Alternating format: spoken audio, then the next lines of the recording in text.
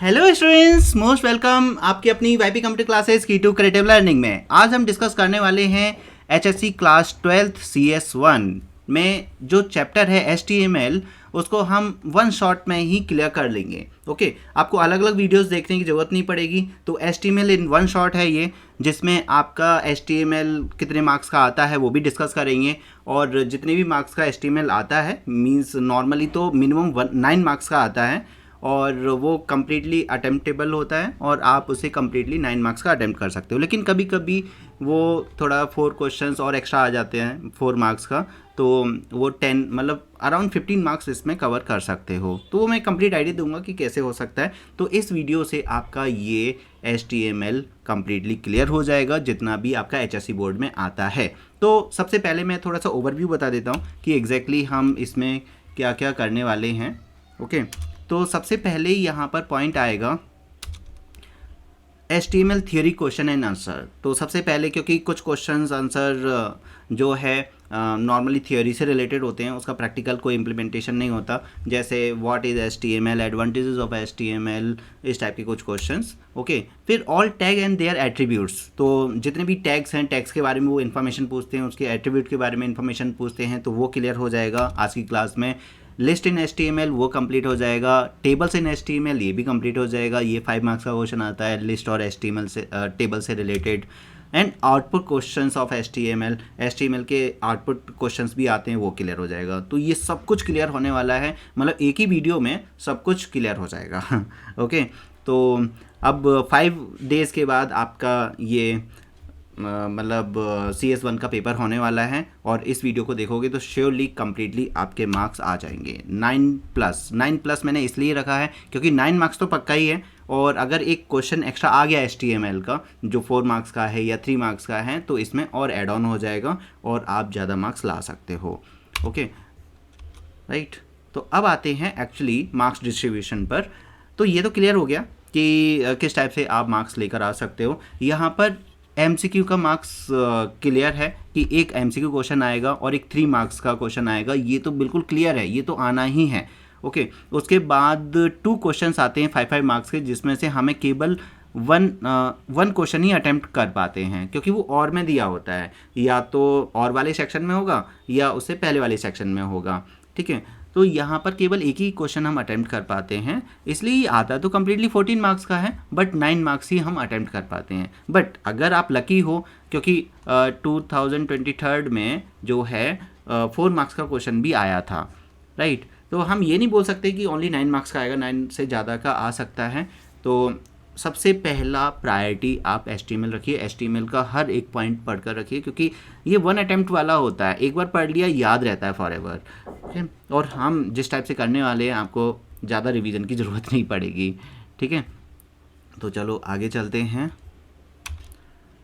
अब यहाँ पर हम थियोरी एक्सप्लेन करने वाले हैं, जैसे what is HTML, features of HTML, advantage of HTML, disadvantage of HTML।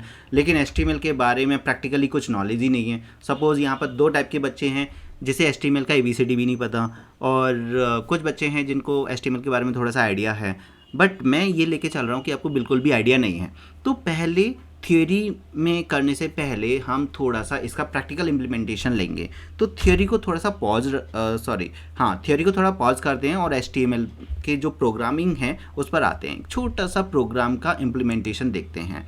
Okay, जैसे फॉर एग्जांपल ये एक प्रोग्राम है जिसमें हमें HTML लिखना होता है एंगुलर ब्रैकेट्स के अंदर, लेस देन ग्रेटर देन जो आप ये देख रहे हो उसके अंदर हमें रखना होता है। फिर हमें हेड लिखना होता है, दे आर कॉल्ड टैग्स। ठीक है, भी पूरा इन्फॉर्मेशन आपको पता चलेगा। अभी तो मैं एक थोड़ा सा आइडिया दे रहा हूँ कि सबसे पहले हमें एक नोटपैड ओपन करना है। ये जो इंटरफेस आप देख रहे हो दैट इज़ कॉल्ड नोटपैड।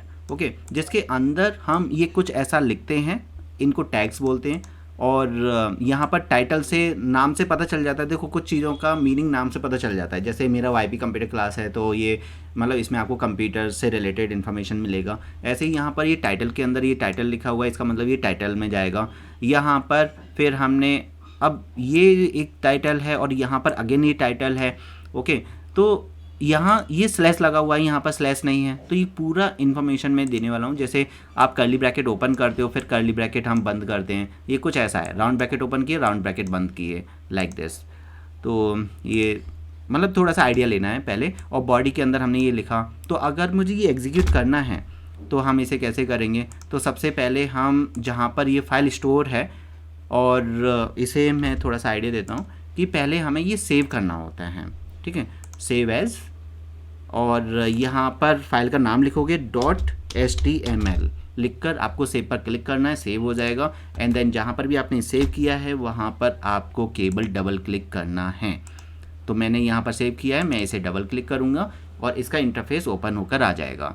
अगर आप नोटिस करोगे तो हमने टाइटल में जो लिखा था, मैं नोटपैड भी ओपन कर लेता हूँ, टाइटल में जो हमने लिखा था वो टाइटल बार में आ रहा है, ठीक है, यहाँ पर द कंप्लीट HTML प्रोग्राम। तो कंप्लीट HTML प्रोग्राम यहाँ पर आ गया, माई फर्स्ट वेब पेज वो यहाँ पर आ गया। अब होता क्या है, इनको जो हम बोलते हैं, थोड़ा सा मैं प्रैक्टिकल आइडिया दे रहा हूँ, तब थियोरी पढ़ने में मज़ा आएगा। ये टैग है, और यहाँ पर HTML टैग हम स्टार्ट करते हैं HTML को डिफाइन करने के लिए। ये ओपनिंग टैग हो गया, यहाँ पर ये क्लोज हो गया, लाइक दिस। फिर हेड के अंदर हमें टाइटल लिखना होता है, तो टाइटल आपका यहाँ पर आ गया। अब देखो होता क्या है, इन टैग्स के बेसिस पर ही हम सारा ऑपरेट करते हैं। जैसे फॉर एग्ज़ाम्पल हमें यहाँ पर थोड़ा सा एक कुछ करना है, थोड़ा सा एक आइडिया लेना है कि अगर मैं कुछ यहाँ पर लिखता हूँ, कुछ और लिखता हूँ कि लाइक आई एम लर्निंग, मतलब जो भी हम यहाँ लिखेंगे वो वहाँ आ जाएगा। लेकिन हमने सेपरेट लाइन में लिखा है, तो क्या वो सेपरेट लाइन में आएगा? तो सबसे पहले तो आपको सेव करना है, कंट्रोल से मैंने सेव किया और यहाँ से सिंपली आप रिफ्रेश करोगे तो ये आ गया। अभी ये नेक्स्ट लाइन में नहीं आया। तो हम क्या करते हैं, जो भी हमें यहाँ पर डेटा चाहिए उसके रिगार्डिंग हमें टैग यूज़ करना होता है, ये याद करना होगा। तो यहाँ पर हमने क्या किया, एक BR टैग यूज़ किया लाइन ब्रेक के लिए। अब जिनको थोड़ा सा HTML आता है उनको प्रॉपर समझ में आ रहा होगा, बट मैं थोड़ा आइडिया देने की कोशिश कर रहा हूँ। यहाँ पर आपने किया, देखो आई एम लर्निंग न्यू लाइन में चला गया। अब थोड़ा सा और मैं चेंजेस करूँगा, यहाँ पर जैसे सपोज़ मैंने B टैग लगा दिया तो ये बोल्ड हो जाएगा। मतलब B स्टार्ट करते हैं, वो स्टार्टिंग टैग हो गया, और ये क्लोजिंग, बस स्लैश लगाना होता है तो वो क्लोजिंग टैग में आ जाता है। ये कर दिया, वो बोल्ड हो जाएगा। तो यहाँ पर थोड़ा सा आपको आइडिया हुआ। और बस एक लास्ट आइडिया और मैं देना चाहता हूँ यहाँ पर, कि यहाँ हम इसका, ये तो अभी जितने भी हमने यूज़ किए हैं दे आर कॉल्ड टैग। अब इसमें एक एट्रीब्यूट भी आता है, कुछ स्पेशली चेंज करना है। जैसे जो टेक्स्ट कलर है वो ब्लैक है और जो उसके बैकग्राउंड में कलर है वो वाइट है, राइट। तो अगर मुझे बैकग्राउंड कलर चेंज करना है तो BG, थोड़ा सा मेरी स्पीड फास्ट रहेगी क्योंकि बहुत कुछ कवर करना है, एक ही वीडियो में सब कुछ कवर करना है, तो थोड़ा सा टाइम जाएगा। सपोज़ हमने यहाँ पर कर दिया एक सियान कलर है जो कि काफ़ी प्यारा सा है, और टेक्स्ट कर दिया हमने यहाँ पर रेड। तो स्पेसिफिकली बाय डिफ़ॉल्ट जो उसका नेचर था, जो टेक्स्ट कलर था वो ब्लैक था, वो रेड हो जाएगा। जो उसका बैकग्राउंड कलर था वाइट, वो सियान में चेंज हो जाएगा। देखते हैं क्या ये होगा या नहीं। तो वेब पेज ऐसे बनाया जाता है। देखो इसका बैकग्राउंड कलर सियान हो गया और यहाँ पर ये रेड में आ गया। तो ये तो आपको आइडिया हुआ एट्रीब्यूट्स एंड टैग के बारे में। थोड़ा सा यहाँ पर ये देखिए कि यहाँ पर हमने बस इतना लिखा, आपका इफ़ेक्ट आ गया। यहाँ बॉडी है, मतलब ये पूरा एक पेज है, ओके। और जो हम HTML बना रहे हैं वो एक वेब डेवलपिंग टूल है जिसके बेसिस पर ये पूरा प्रोग्रामिंग एग्जीक्यूट हो रहा है। अब अगर हम थियोरी को थोड़ा सा समझेंगे, करेंगे, यहाँ पर हुआ क्या, हमने जो भी कोड लिखा वो नोटपैड में लिखा, राइट। फिर हमने उसे सेव किया .html एक्सटेंशन से, फिर डबल क्लिक किया, ब्राउज़र में डायरेक्टली वो ओपन हो जाता है। लेकिन अगर आपको नोटपैड में ओपन करना है, सपोज़ इतना काम करने के बाद आप चाहते हो उसे नोटपैड में ओपन करना है, डबल क्लिक करोगे ब्राउज़र में ओपन होगा, मतलब एग्जीक्यूट हो जाएगा। आपको यहाँ पर ओपन विद में नोटपैड में जाना है, तब आपका नोटपैड इंटरफेस ओपन होगा। तो इस टाइप से ये चीज़ें आपको याद रखनी हैं, ओके। तो ये हमने मतलब थोड़ा सा फास्ट थोड़ा सा समझा, क्योंकि नॉर्मली थियोरी हम करते हुए चलते हैं ब्ला ब्ला ब्ला, तो नहीं समझ में आता है। अब आपको थोड़ा समझ में आएगा कि what is HTML and explain the features of HTML। अब थियोरी में थोड़ा सा समझ में आएगा कि एग्जैक्टली ये थियोरी क्या है। HTML stands for hyper text markup language. Hyper text markup language, तो एक आपने देखा कि एक होता है प्रोग्रामिंग लैंग्वेज, तो क्या ये प्रोग्रामिंग लैंग्वेज है? तो इस चीज़ पर डिस्कशन होगा। देखो मैं क्वेश्चन मार्क डालते चलूँगा आपके इसमें दिमाग में। Programming language, markup language. Markup language ऐसी लैंग्वेजेस जो टैग पर डिपेंड करती, जो अभी हमने देखा HTML टैग था, हेड टैग था। तो हाइपर टेक्स्ट मार्कअप लैंग्वेज है ये, प्रोग्रामिंग लैंग्वेज नहीं है, ये पॉइंट आएगा अभी। Use to create world wide web documents. तो वर्ल्ड वाइड वेब डॉक्यूमेंट्स को क्रिएट करने में ये हेल्प करता है। मीन्स इसका मीनिंग है वेबसाइट्स बनाने में। We can describe HTML with the following points. तो कुछ और भी पॉइंट्स है जैसे कि हम HTML को और डिस्क्राइब कर सकते हैं। एक तो चीज़ पता चल गया, इससे आप एक वेबसाइट बना सकते हो, वेब पेजेस बना सकते हो, right. HTML is most simple text oriented programming language. अभी आपने देखा ही, हमने क्या किया, नॉर्मली टेक्स्ट लिखा और यहाँ पर उसका इम्पैक्ट आ गया, कलर उसमें ऐड किया, कलर आ गया, बैकग्राउंड कलर ऐड किया, ओके, और उसका टेक्स्ट कलर ऐड किया तो टेक्स्ट का कलर चेंज हो गया। मतलब जो भी हम प्रोग्रामिंग में टेक्स्ट ओरिएंटेड करेंगे उसका वो चेंज होकर आ जाएगा। एंड भाई किसने ये पैदा किया और कौन इसके डेवलपर थे? तो ये है HTML was invented by Tim Berners-Lee. Okay, तो ये नाम याद रखना है, पूछ सकते हैं, MCQ में पूछ सकते हैं। इन HTML हाइपर टेक्स्ट मीन्स, अब पॉइंट ये है कि यहाँ पर हाइपर टेक्स्ट मार्कअप लैंग्वेज तो बोल दिया, तो इसमें हाइपर टेक्स्ट का क्या मतलब होता है? नॉर्मल टेक्स्ट का तो मतलब पता है, जो भी हम सेंटेंस बोलते हैं, जो भी पैराग्राफ लिखते हैं वो तो नॉर्मल टेक्स्ट हो गया। अब हाइपर, जैसे हाइपर लूप होता है, तो कुछ तो है यहाँ पर। तो hypertext means text contents links to other text. तो ऐसा मतलब तरीका, अभी आप जब भी गूगल करते हो तो बहुत सारा जो टेक्स्ट आता है वो सब लिंकेबल होता है, जैसे क्लिक करते हो आपका दूसरा वेबसाइट ओपन हो जाता है, राइट। तो ऐसा टेक्स्ट जो लिंकेबल हो, आप क्लिक करोगे दूसरा फाइल ओपन हो जाएगा, पिक्चर ओपन हो जाएगा, काफ़ी चीज़ें हो जाएंगी। वो कहाँ होता है? वेब पेज पर होता है, just like a web page. Markup, अब देखो यहाँ कैटेगराइज कर दिया है। हाइपर टेक्स्ट का मतलब क्या है, मार्कअप का मतलब क्या है? Means instruction given to browser that how to display page with use of tags. तो समझ में आया कि थियोरी से पहले मैंने प्रैक्टिकली इसीलिए बताया कि आपको ये थियोरी के जो की पॉइंट्स हैं वो समझ में आ जाएंगे। तो एक तरह से मार्कअप का क्या मतलब होता है? एक तरह से टैग, मार्कअप मतलब टैग। तो वो क्या करते हैं, ब्राउज़र को बताते हैं क्यों क्या करना है। जैसे मैंने कलर चेंज किया, पहले वाइट आ रहा था तो सियान कलर हो गया, ब्लैक आ रहा था टेक्स्ट का कलर तो ब्लू हो, सॉरी ब्लैक हो, क्या मैंने कलर सेट किया था, रेड कलर सेट किया था, है ना। जल्दी जल्दी में जो टंग भी वो स्लिप हो जाती है। तो एक तरह से वो क्या कर रहा है, यहाँ पर बता रहा है कि ब्राउज़र पर क्या डिस्प्ले होना चाहिए, राइट।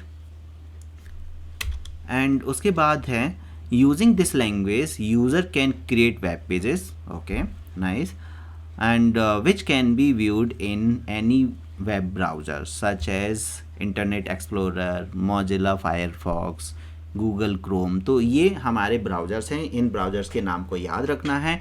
गूगल क्रोम पर, मोजिला फायरफॉक्स पर, जो अभी एग्जीक्यूट हुआ था वो मोजिला फायरफॉक्स पर हुआ था, इंटरनेट एक्सप्लोरर जो बाय डिफ़ॉल्ट रहता ही है।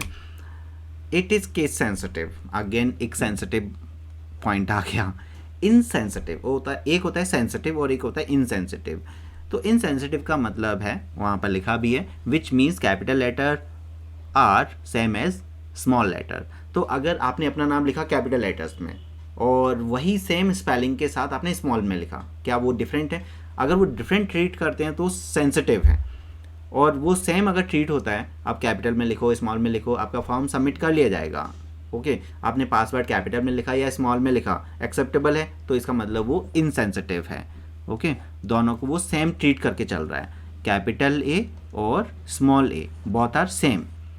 तो इसका मतलब ये है कि अगर आपका ये जो कोड था, अब यहाँ कैपिटल में मैंने लिखा, कुछ लैंग्वेजेस होती हैं जहाँ पर कैपिटल है तो कैपिटल में ही लिखना होगा, स्मॉल है तो स्मॉल में लिखना होगा। लेकिन अगर मैं यहाँ पर HTML स्मॉल में लिखता हूँ तो ये चलेगा? यस चलेगा, क्योंकि ये इनसेंसिटिव है, मैटर नहीं करता कैपिटल करो स्मॉल करो, राइट। तो ये आई थिंक केस इनसेंसिटिव समझ में आ गया, इसका मतलब नॉट सेंसिटिव। ओके, तो कंफ्यूज नहीं होना है, इनसेंसिटिव का मतलब क्या हो गया? Not sensitive. It is markup language not a programming language. देखो स्टार्टिंग में मैंने बोला था कि ये प्रोग्रामिंग लैंग्वेज नहीं है, ये मार्कअप लैंग्वेज है। ओके, मतलब टैग पर डिपेंडेंट है, सारा काम टैग के थ्रू होगा, जो भी हम टैग बनाते हैं, एलिमेंट्स लेते हैं। It contains powerful formatting facility for text page images. तो हम उसमें आपने देखा होगा वेब पेजेस में क्या होता है, इमेजेस होते हैं, टेक्स्ट होता है, मल्टीपल पेजेस होते हैं, वो सब कुछ। It supports form which collect and process user input. तो ये क्या करता है, एक फॉर्म बनाने की फैसिलिटी प्रोवाइड करता है और डेटा को प्रोसीड भी करता है। वैसे तो डेटा का कैलकुलेशंस वगैरह वो दूसरी लैंग्वेजेस के थ्रू होता है, यहाँ ये सिंपली डिस्प्ले करने में हेल्प करता है। तो ये फॉर्म प्रोवाइड करता है, हम एक फॉर्म बना लेते हैं और उसमें हम इंफॉर्मेशन को ऐड करते हैं। वैसे ये फॉर्म वाला जो पॉइंट है ना, वो आपके सिलेबस में है नहीं, मतलब प्रैक्टिकली नहीं है, थियोरेटिकली आप एक्सप्लेन कर। तो नॉर्मली आपने नोटिस किया होगा, जैसे आपका कोई जैसे एडमिशन फॉर्म फिलअप करना होता है ऑनलाइन, तो एक वेब पेज होता है, वहाँ पर आप अपना नाम, फ़ोन नंबर, बाकी की जो भी इन्फॉर्मेशन है वो ऐड करते हो, सबमिट बटन पे क्लिक कर देते हो। तो जो फॉर्म की डिज़ाइनिंग है वो भी HTML के थ्रू होती है। उसके अंदर की जो कैलकुलेशन प्रोसीजर है वो जावास्क्रिप्ट या अदर लैंग्वेजेस के थ्रू होता है, बट जो उसका लुक आ रहा है जहाँ पर आप इन्फॉर्मेशन फीड कर रहे हो वो फॉर्म के थ्रू होता है, right. Then it suppose for .bmp and animated .gif। जो .gif इमेजेस होती हैं वो क्या करती हैं, आपने देखा होगा वो एनिमेशंस होते हैं उनमें। BMP बिटमैप इमेजेस, मतलब जो आप नोट क्या ओपन करते हैं, हम पेंट ब्रश ओपन करते हैं ड्राइंग के लिए, तो वहाँ पर जो भी आप पिक्चर बनाओगे उसको भी सपोर्ट करता है, JPG को सपोर्ट करता है, मतलब अलग अलग टाइप की सभी इमेजेस को ये सपोर्ट करता है। It is hyper link specific language. Normally बिना हाइपर लिंक के तो यहाँ कुछ भी नहीं है इस HTML में। आई थिंक इतना समझ में आ गया होगा थोड़ा सा थियोरी के बारे में। अब पॉइंट आता है नेक्स्ट। तो मैं क्वेश्चंस के साथ इसे डिस्प्ले कर रहा हूँ, जिससे कि आपका डबल एफर्ट नहीं लगेगा। पहले मैं नॉर्मली पॉइंट वाइज सबको क्लियर कर दूँ, फिर उसे क्वेश्चंस में ऐड करूँ। मैंने सीधा क्या किया है, टॉपिक भी हम कवर करेंगे, साथ में उन क्वेश्चंस को पिकअप किया है सिस्टमेटिक ऑर्डर में, कि आपका क्वेश्चन भी क्लियर हो जाएगा और आंसर भी क्लियर हो जाएगा और टॉपिक भी क्लियर हो जाएगा, right. And what are advantages, थोड़ा सा ये चेक करते हैं प्रॉपर रिकॉर्डिंग चल रहा है या नहीं। Okay, perfect. हाँ, advantages of HTML are given below. तो क्या एडवांटेज है यहाँ पर, only text editor is needed for the creating HTML document. Only text editor needed होता है, no special software is needed. Actually अभी जैसे आप CS1 कर रहे हो, तो अगर आपको प्रोग्रामिंग लैंग्वेज करना है C++, तो हमें क्या करना होता है, उसके लिए एक सॉफ्टवेयर डाउनलोड करना पड़ता है, टर्बो-C, राइट। और विजुअल बेसिक का करना है तो विजुअल बेसिक सॉफ्टवेयर डाउनलोड करना पड़ता है। अब HTML को करने के लिए क्या हमें नोटपैड डाउनलोड करना पड़ेगा? नोटपैड तो ऑलरेडी दिया हुआ है टेक्स्ट एडिटर। केवल कोई भी एक टेक्स्ट एडिटर लो, नोटपैड लो, और उसमें आप टेक्स्ट लिखोगे। .txt से सेव नहीं करना है, .html से सेव करोगे, आपका HTML फाइल बन के तैयार हो जाएगा। तो ओनली नॉर्मल टेक्स्ट एडिटर चाहिए इसे एग्जीक्यूट करने के लिए, तो ज़्यादा हेडेक नहीं होता इसके एग्जीक्यूशन के लिए, और ब्राउज़र पर ये ओपन हो जाता है। तो एक एडवांटेज में आ जाता है कि कुछ स्पेशल सॉफ्टवेयर आपको इंस्टॉल करने की ज़रूरत नहीं है। HTML is a easy to learn and flexible. तो वो आप देखोगे जब ये हम अभी प्रोग्रामिंग करेंगे, ओके, लैंग्वेज में कोड करेंगे, तो बहुत फ्लेक्सिबल है। एरर आता है तो भी वो एरर दिखाता नहीं है, इतना फ्लेक्सिबल है, बट उसका वर्किंग नहीं आता है, वो चीज़ ध्यान में रखो। It is platform independent. तो ये प्लेटफॉर्म इंडिपेंडेंट है कि एक बार आपने कहीं पर इसका कोड कर लिया तो किसी भी अलग अलग प्लेटफॉर्म पर चला सकते हो, लिनक्स पर, यूनिक्स पर, मैक ऑपरेटिंग सिस्टम पर, विंडोज़ पर। तो ये प्लेटफॉर्म्स होते हैं operating system, different type of operating system, तो वहाँ पर आप रन कर सकते हो। It contains powerful formatting tool. तो फॉर्मेटिंग मतलब वही डिज़ाइनिंग, तो बहुत पावरफुल टूल है डिज़ाइनिंग करने के लिए। आपने देखा होगा कितनी अट्रैक्टिव वेबसाइट्स होती हैं, तो वो किससे बनता है? HTML से ही होता है। HTML pages are updated easily. अब जैसे अभी आपने देखा कि मैंने एक नॉर्मल सा कोड लिया था और उसको हम ईजिली अपडेट कर रहे थे, बस थोड़ा सा यहाँ पर चेंजेस किए और वहाँ पर चेंजेस हो रहे थे। अभी जैसे मैं यहाँ पर थोड़ा सा कलर चेंज कर देता हूँ, सपोज़ ब्लू कर दिया, तो ईज़िली वो थोड़ा सा इसे सेव करेंगे और ईज़िली अपडेट हो जाएगा पेज। कुछ ज़्यादा टाइम नहीं जाएगा उसमें। देखो ब्लू में चेंज हो गया, राइट। तो कितना इजी है अपडेट करने में। Then debugging, finding error is easy in HTML। तो डिबगिंग का मतलब होता है, बग का मतलब होता है एरर्स, डिबग का मतलब हो गया एरर फाइंडिंग या रिमूविंग द एरर्स। तो वो बहुत इजी होता है बिकॉज ईजिली हमें पता चल जाता है कि यहाँ पर एरर है, यहाँ पर एरर है, ओके। ज़्यादा कॉम्प्लेक्स नहीं है। नो एक्सपेंसिव सॉफ्टवेयर और हार्डवेयर इज़ रिक्वायर्ड, वो तो है, टेक्स्ट एडिटर से ही सारा काम हो रहा है, तो कुछ सॉफ्टवेयर की ज़रूरत ही नहीं है यहाँ पर। तो ये तो हो गया advantage. Now what are disadvantage. देखो कोई भी चीज़ में प्रॉपर एडवांटेज नहीं है, प्रॉपर डिसएडवांटेज नहीं है। जहाँ एडवांटेज है वहाँ डिसएडवांटेज होंगे, जहाँ डिसएडवांटेज है वहाँ एडवांटेज होंगे। तो कुछ डिसएडवांटेज में क्या चीज़ आएगी, HTML is not a programming language. ये एक मार्कअप लैंग्वेज है जिसमें आप वेब पेजेस बना सकते हो, लेकिन कोई एप्लीकेशन नहीं बना सकते हो। जो भी एप्लीकेशन होगी ब्राउज़र पर रन होगी, विदाउट ब्राउज़र आप रन नहीं कर सकते हो। तो एक अलग एप्लीकेशन नहीं बन सकती। अलग एप्लीकेशन का मतलब है, सपोज़ मुझे एक कैलकुलेटर एप्लीकेशन ओपन करना है, तो यहाँ पर ये एप्लीकेशन है कैलकुलेटर, तो आप इस टाइप का कैलकुलेटर एप्लीकेशन एक सेपरेट एप्लीकेशन नहीं बना सकते हो। ये जो बन सकता है वो प्रोग्रामिंग लैंग्वेज से बन सकता है। तो एक इसे डिसएडवांटेज में हम देख सकते हैं। दूसरा है simple calculation can not be done in HTML। इससे केवल डिजाइनिंग होती है है ना, ये केवल डिज़ाइन करने में हेल्प करेगा। कैलकुलेशंस के लिए हम जावास्क्रिप्ट लैंग्वेज यूज़ करते हैं, तब पूरा कैलकुलेशन एंड डिज़ाइनिंग मिक्स होकर हमारा पूरा एक वेब पेज बनता है। ओके, HTML से आप कैलकुलेशन नहीं कर सकते हो। जैसे वहाँ पर अगर आप नोटिस करोगे तो अब एक ब्राउज़र है जहाँ पर एक कैलकुलेटर है, वहाँ पर कैलकुलेशंस हो रहे हैं, तो कैलकुलेशन HTML से नहीं हो रही। वो जो डिज़ाइनिंग है वो HTML से है, लेकिन कैलकुलेशन हमारा जावास्क्रिप्ट या अदर लैंग्वेजेस के थ्रू हो रहा है वहाँ पर।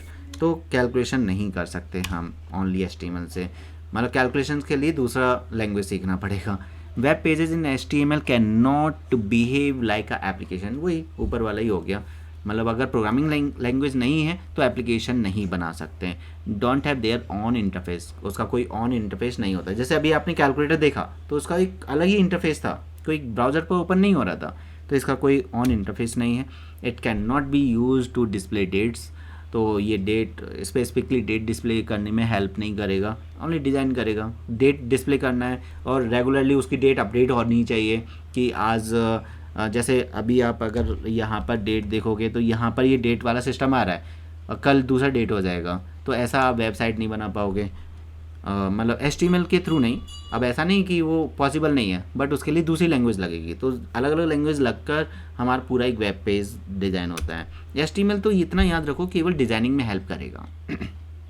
Interactive web pages can not be build by HTML। तो जो इंटरेक्टिव होते हैं, मोर अट्रैक्टिव होते हैं, वो यूज़ नहीं हो पाएगा, है ना।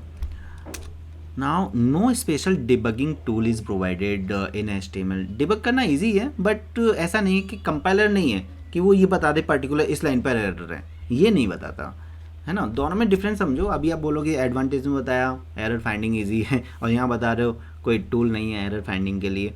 तो ईजी तो है but without tool, but with tool होता तो और इजी हो जाता। तो डिबगिंग करने के लिए कोई टूल नहीं है।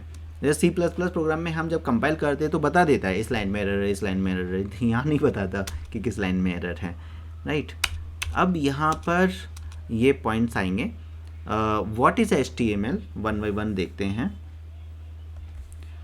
What is HTML? And name any two software that are used for the writing HTML code. तो what is HTML तो क्लियर हो गया हमारा, okay. And state any one advantage and disadvantage. One की जगह पर हमने 5 एडवांटेज 5 डिसएडवांटेज देखे, तो आपको एक एक करके चूज़ करना है। और यहाँ पर रेफर क्वेश्चन नंबर 1, 2, 3, तो ये क्वेश्चन नंबर 4 है। आप 1, 2, 3 को रेफर करोगे आपको ये चीज़ मिल जाएगी।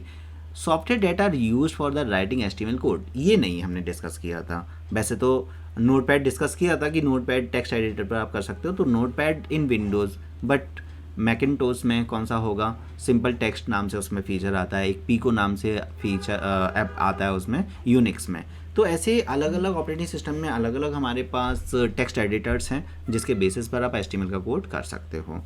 फिर क्वेश्चन 5 आता है यहाँ पर, explain the term web browser. What is web browser, what is web page, what is website, what is home page, what is web server. ये नाम तो हम अपनी डेली लाइफ में पता नहीं कितना सुनते हैं, बट एग्जैक्टली आज आपको ये चीज़ क्लियर हो जाएगी कि वेब ब्राउज़र क्या है स्पेसिफिकली।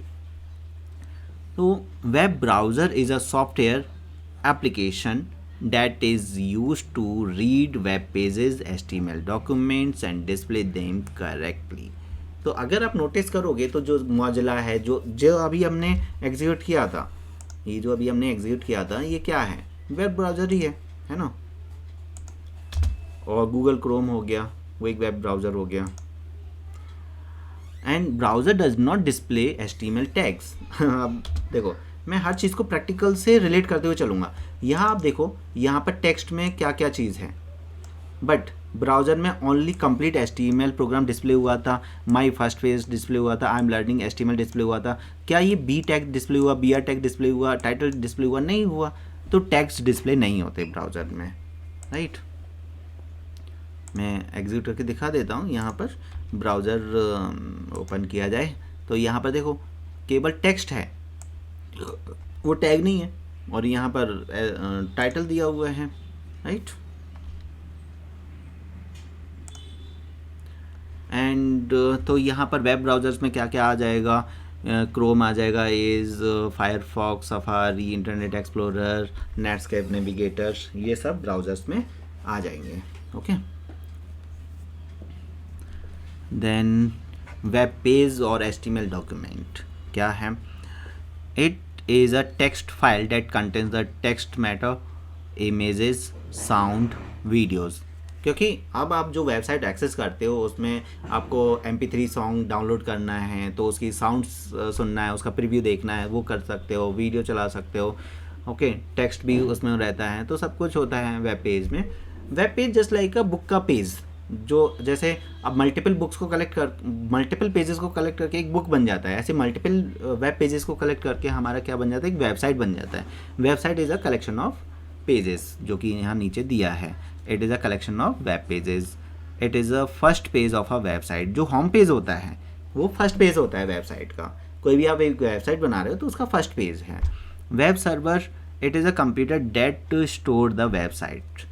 तो यहाँ पर क्या होते हैं कि जो वेब सर्वर रहता है, जहाँ पर आपके ये जितने भी, अब जैसे आपने ऑफलाइन एक वेबसाइट बना ली, अब उसके लिए एक सर्वर लगेगा ना उसे स्टोर करने के लिए, तो हमें वो डोमेन खरीदना पड़ता है। मतलब ये अंदर की बात है, बस इतना याद रखो कि यहाँ पर एक वेब सर्वर लगता है उसे ऑपरेट करने के लिए, आपकी वेबसाइट को उसे स्टोर करने के लिए। होता है ना एक मैसेज आता है सर्वर नॉट फाउंड, तो कभी कभी इंटरनेट कनेक्टिविटी स्लो डाउन होता है तो सर्वर नॉट फाउंड ये मतलब मैसेज आता है, ओके।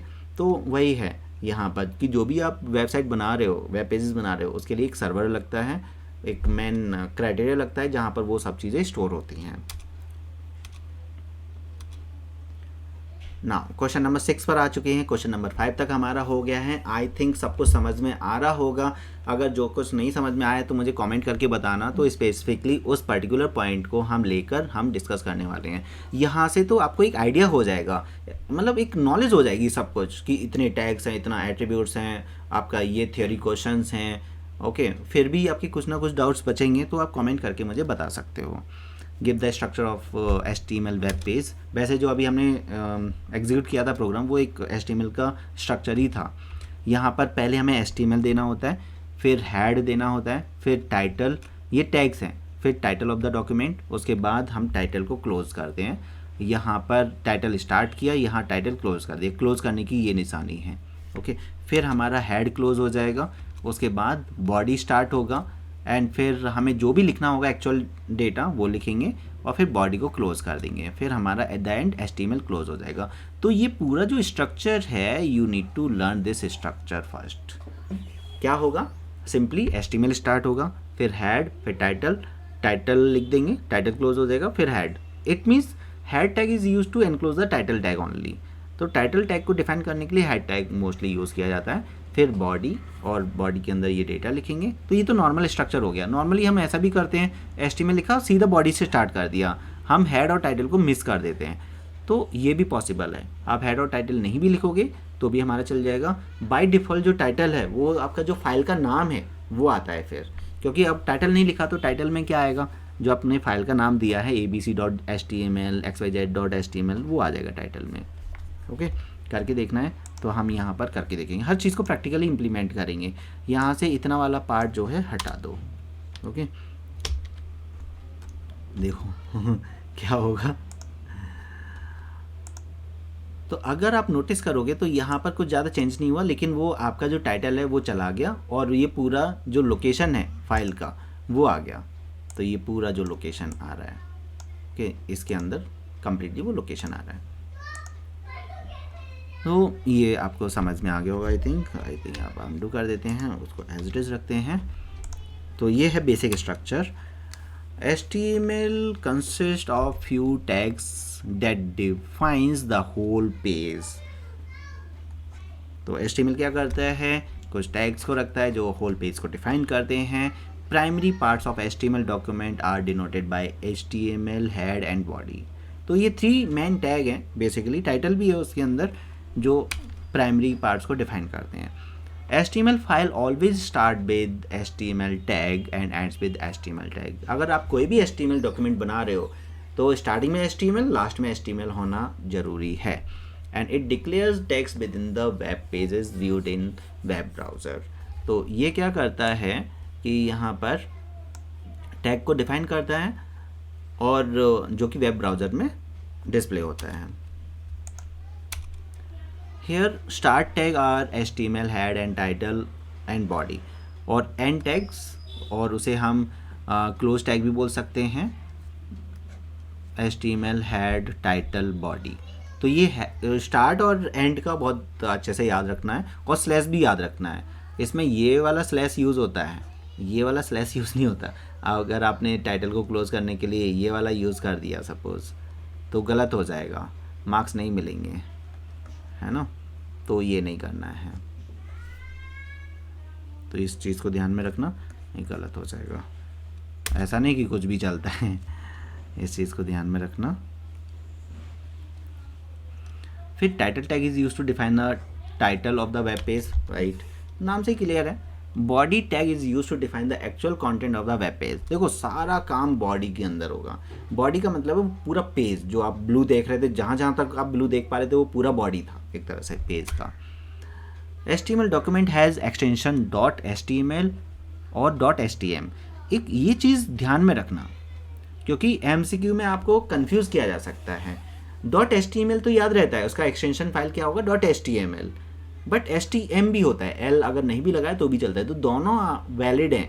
तो अगर उन्होंने MCQ में दे दिया कि extension of the HTML file .htm, .html, .xhtml something कुछ तो दे दिया, एंड देन बता दिया both A and B, तो A and B आएगा ना, both ओनली HTML कर देगा, गलत हो जाएगा।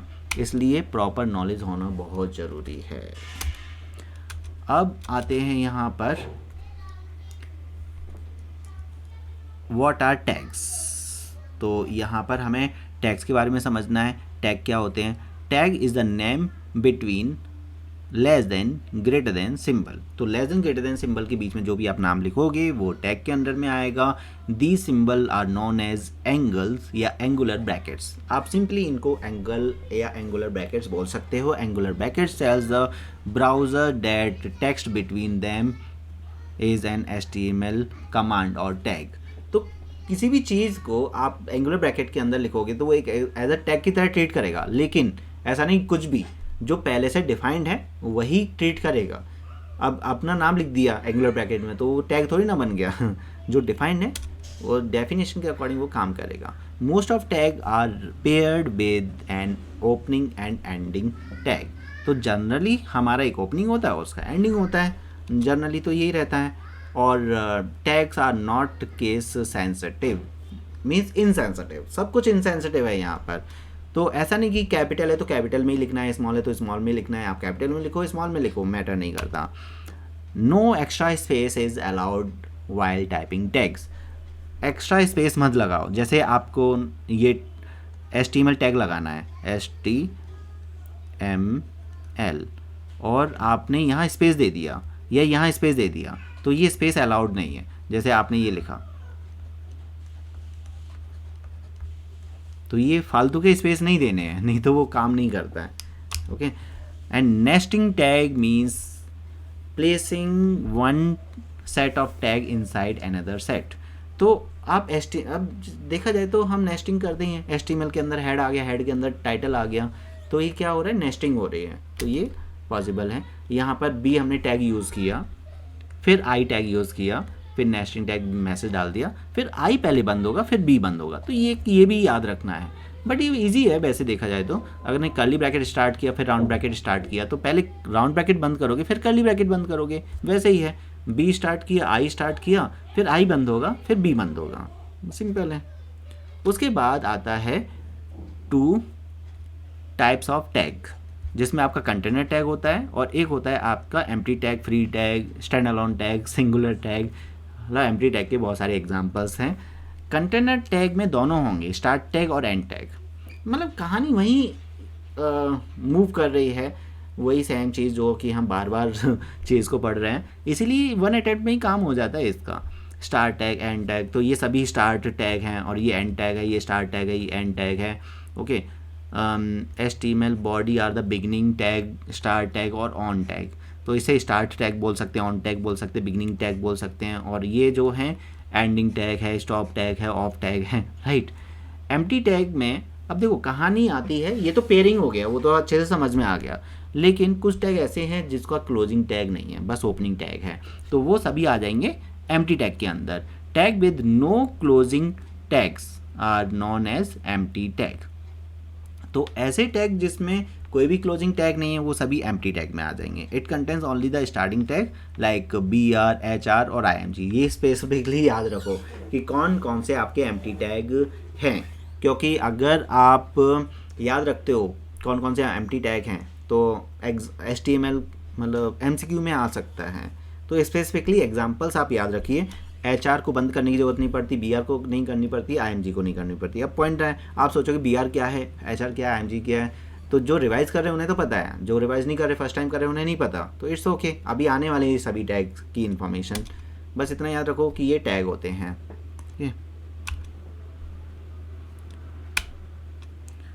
फिर आएगा, अभी थियरी चल रही है, थोड़ा सा बोरिंग लग रहा होगा, अभी प्रोग्रामिंग आने वाली है, डोंट वरी। व्हाट आर, वैसे तो मैं प्रोग्रामिंग का तड़का लगाते जा रहा हूँ बीच बीच में। What are essential and basic tags of HTML code and purpose of the following tags in the HTML। Essential and basic tags of HTML और HTML हेड, टाइटल, बॉडी, वही आ रहा है सब कुछ। HTML is a root element of the HTML page. Head tag का meaning क्या है वो आपको यहाँ पता चल जाएगा। ओके, तो contains Meta information about the HTML page. अब ये क्या है मेटा इन्फॉर्मेशन एंड बाकी की, देखो बहुत सारी चीज़ें हैं जो डीपली आपको नहीं थोड़ा सा क्लियर होगा, बट उसका जो की पॉइंट है उसे आप याद कर लीजिए। नॉर्मली तो ये है कि जो भी आपका पेज है उसके टॉप इन्फॉर्मेशन को ये डिस्क्राइब करता है। ओके, क्योंकि बिल्कुल टॉप पर जो इन्फॉर्मेशन होती है उसी से पता चल जाता है कि एग्जैक्टली वहाँ पर क्या हो रहा है। तो मेटा इन्फॉर्मेशन को ये शो करता है। And title tag specify a title of the HTML page, जो कि हमने देख ही लिया है, which is shown in the browsers title bar. तो जो ब्राउजर का टाइटल बार होता है वहाँ पर डिस्प्ले होता है, जो भी टाइटल के अंदर लिखोगे वो ब्राउजर के टाइटल बार में आएगा। सिंपली इसका मीनिंग ये है। Body tag define the documents body and is the container for the all visible contents such as heading, paragraph, images, hyperlinks, table, list. तो मेन तो हमारा यहाँ पर बॉडी है, बॉडी के अंदर सब कुछ आएगा। ओके, HTML, फिर हेड, फिर टाइटल डॉक्यूमेंट्स, फिर मतलब वही सेम चीज़ रिपीट हो गई अगेन, वही basic structure of the HTML, right. तो आई थिंक ये समझ में आ गया होगा।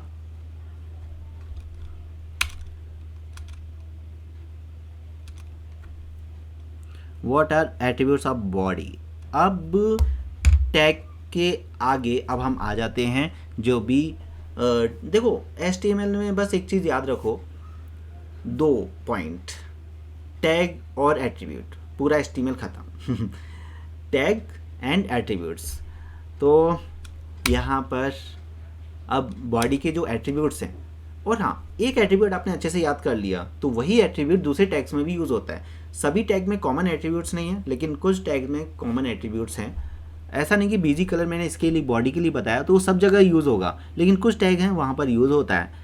तो आपको ये स्पेसिफिकली याद रखना पड़ेगा कि बीजी कलर, और ये मैंने आपको प्रैक्टिकली करके बताया भी है। और अभी हम ये सभी टैग्स को यूज़ करेंगे, काफ़ी टैग्स आने वाले हैं और उनके एट्रीब्यूट्स भी रहेंगे। फिर हम एक कॉमन एप्लीकेशन बनाएंगे जिसमें सब कुछ आ जाएगा, राइट।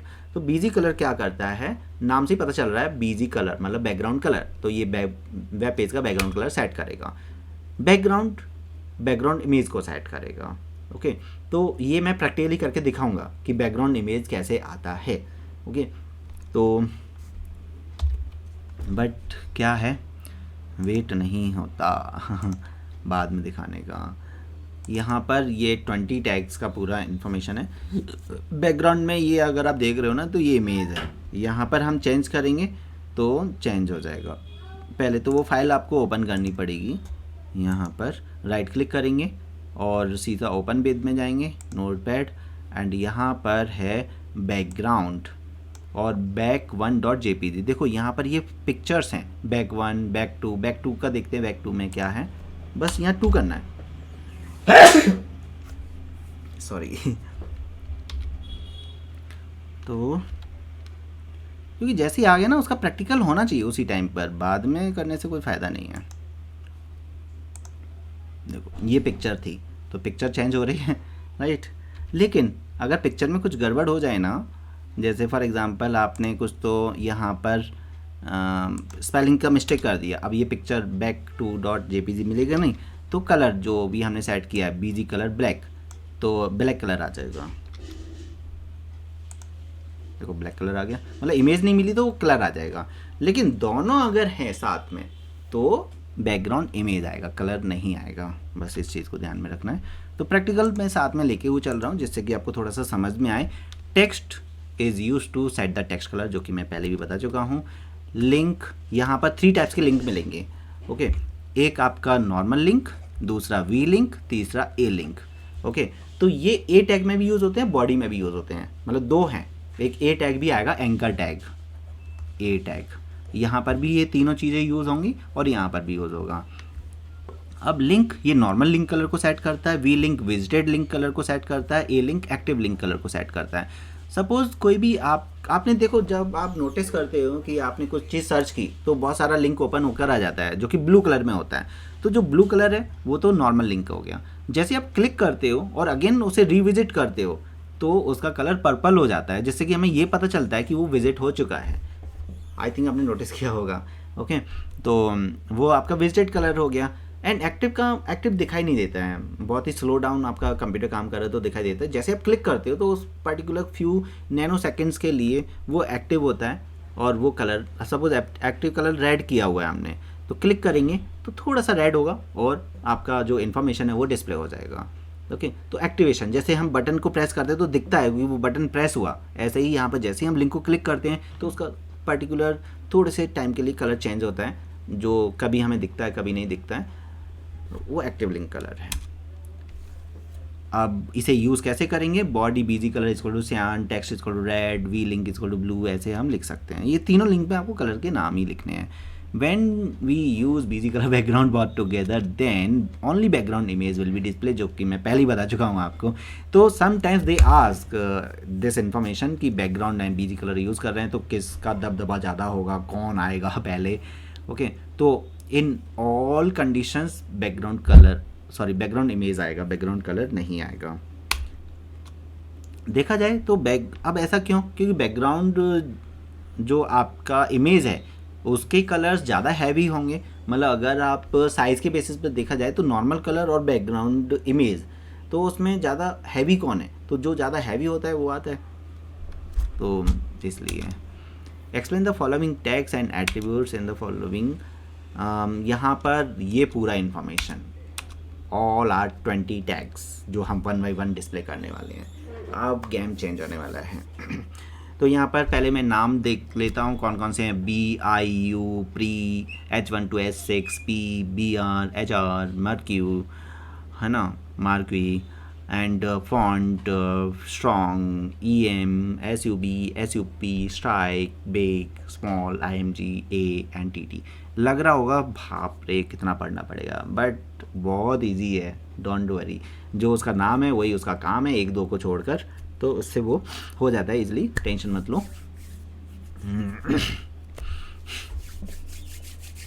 तो 1 by 1 स्टार्ट कर देते हैं। ये क्वेश्चन नंबर 9 नहीं 10 है, सॉरी। बी टैग, नाम से पता चल रहा है ये बोल्ड कर देगा। Text appearing between the start tag B and end tag B is display in the bold letters. तो यहाँ पर हमने ये देखा कि बी टैग स्टार्ट किया, हमने हेलो लिखा और बी टैग को बंद कर दिया, तो ये बोल्ड में डिस्प्ले हो जाएगा, जो कि मैं प्रैक्टिकली आपको बता चुका हूँ इन चीज़ों के बारे में। देखो थोड़ा सा प्रैक्टिकली, वैसे तो मैं एक साथ प्रैक्टिकली ये चीज़ क्लियर करूँगा आपका, बट मैंने यहाँ पर थोड़ा बताया भी था, बट स्टिल आपको ऑलरेडी। हाँ, तो नेक्स्ट टैग है आई टैग, जो कि बी की तरह ही काम करता है, बट बी बोल्ड करता है, ये इटैलिक कर देता है। It is italic tag and text appearing, ये सेम सेंटेंस हर टैग के लिए रहेगा। Text appearing between start tag and end tag will be display in italics. Okay, then आपने आई टैग यूज़ किया, आई क्लोज कर दिया, बीच में हेलो लिखा तो इटैलिक्स में आंसर आ गया। यू टैग अंडरलाइन कर देगा, अंडरलाइन टैग, और ये आप खुद से पढ़ लो एंड यहाँ पर आपका टेक्स्ट क्या हो गया, अंडरलाइन हो गया। ओके, प्री टैग ये है इंपॉर्टेंट। देखो बी आई यू सिंपल है, बी बोल्ड कर देगा, आई आपका इटैलिक कर देगा और यू अंडरलाइन कर देगा। नाम से ही क्लियर है। प्री थोड़ा सा नाम से क्लियर नहीं हो रहा है, वैसे तो इसका अगर पूरा आगे का देखेंगे तो प्री फॉर्मेटेड टेक्स्ट, तो ये इसका कंप्लीटली मीनिंग क्या हो जाता है, it is use to preformat the text. अब प्री फॉर्मेट का क्या मतलब है वो समझना है। Text appearing between the pre end tag pre will be display in monospace form. Monospace form का क्या मतलब है कि एक्चुअली क्या होता है, आप जो भी डेटा लिखते हो ना वो एज इट इज़ नहीं आता है।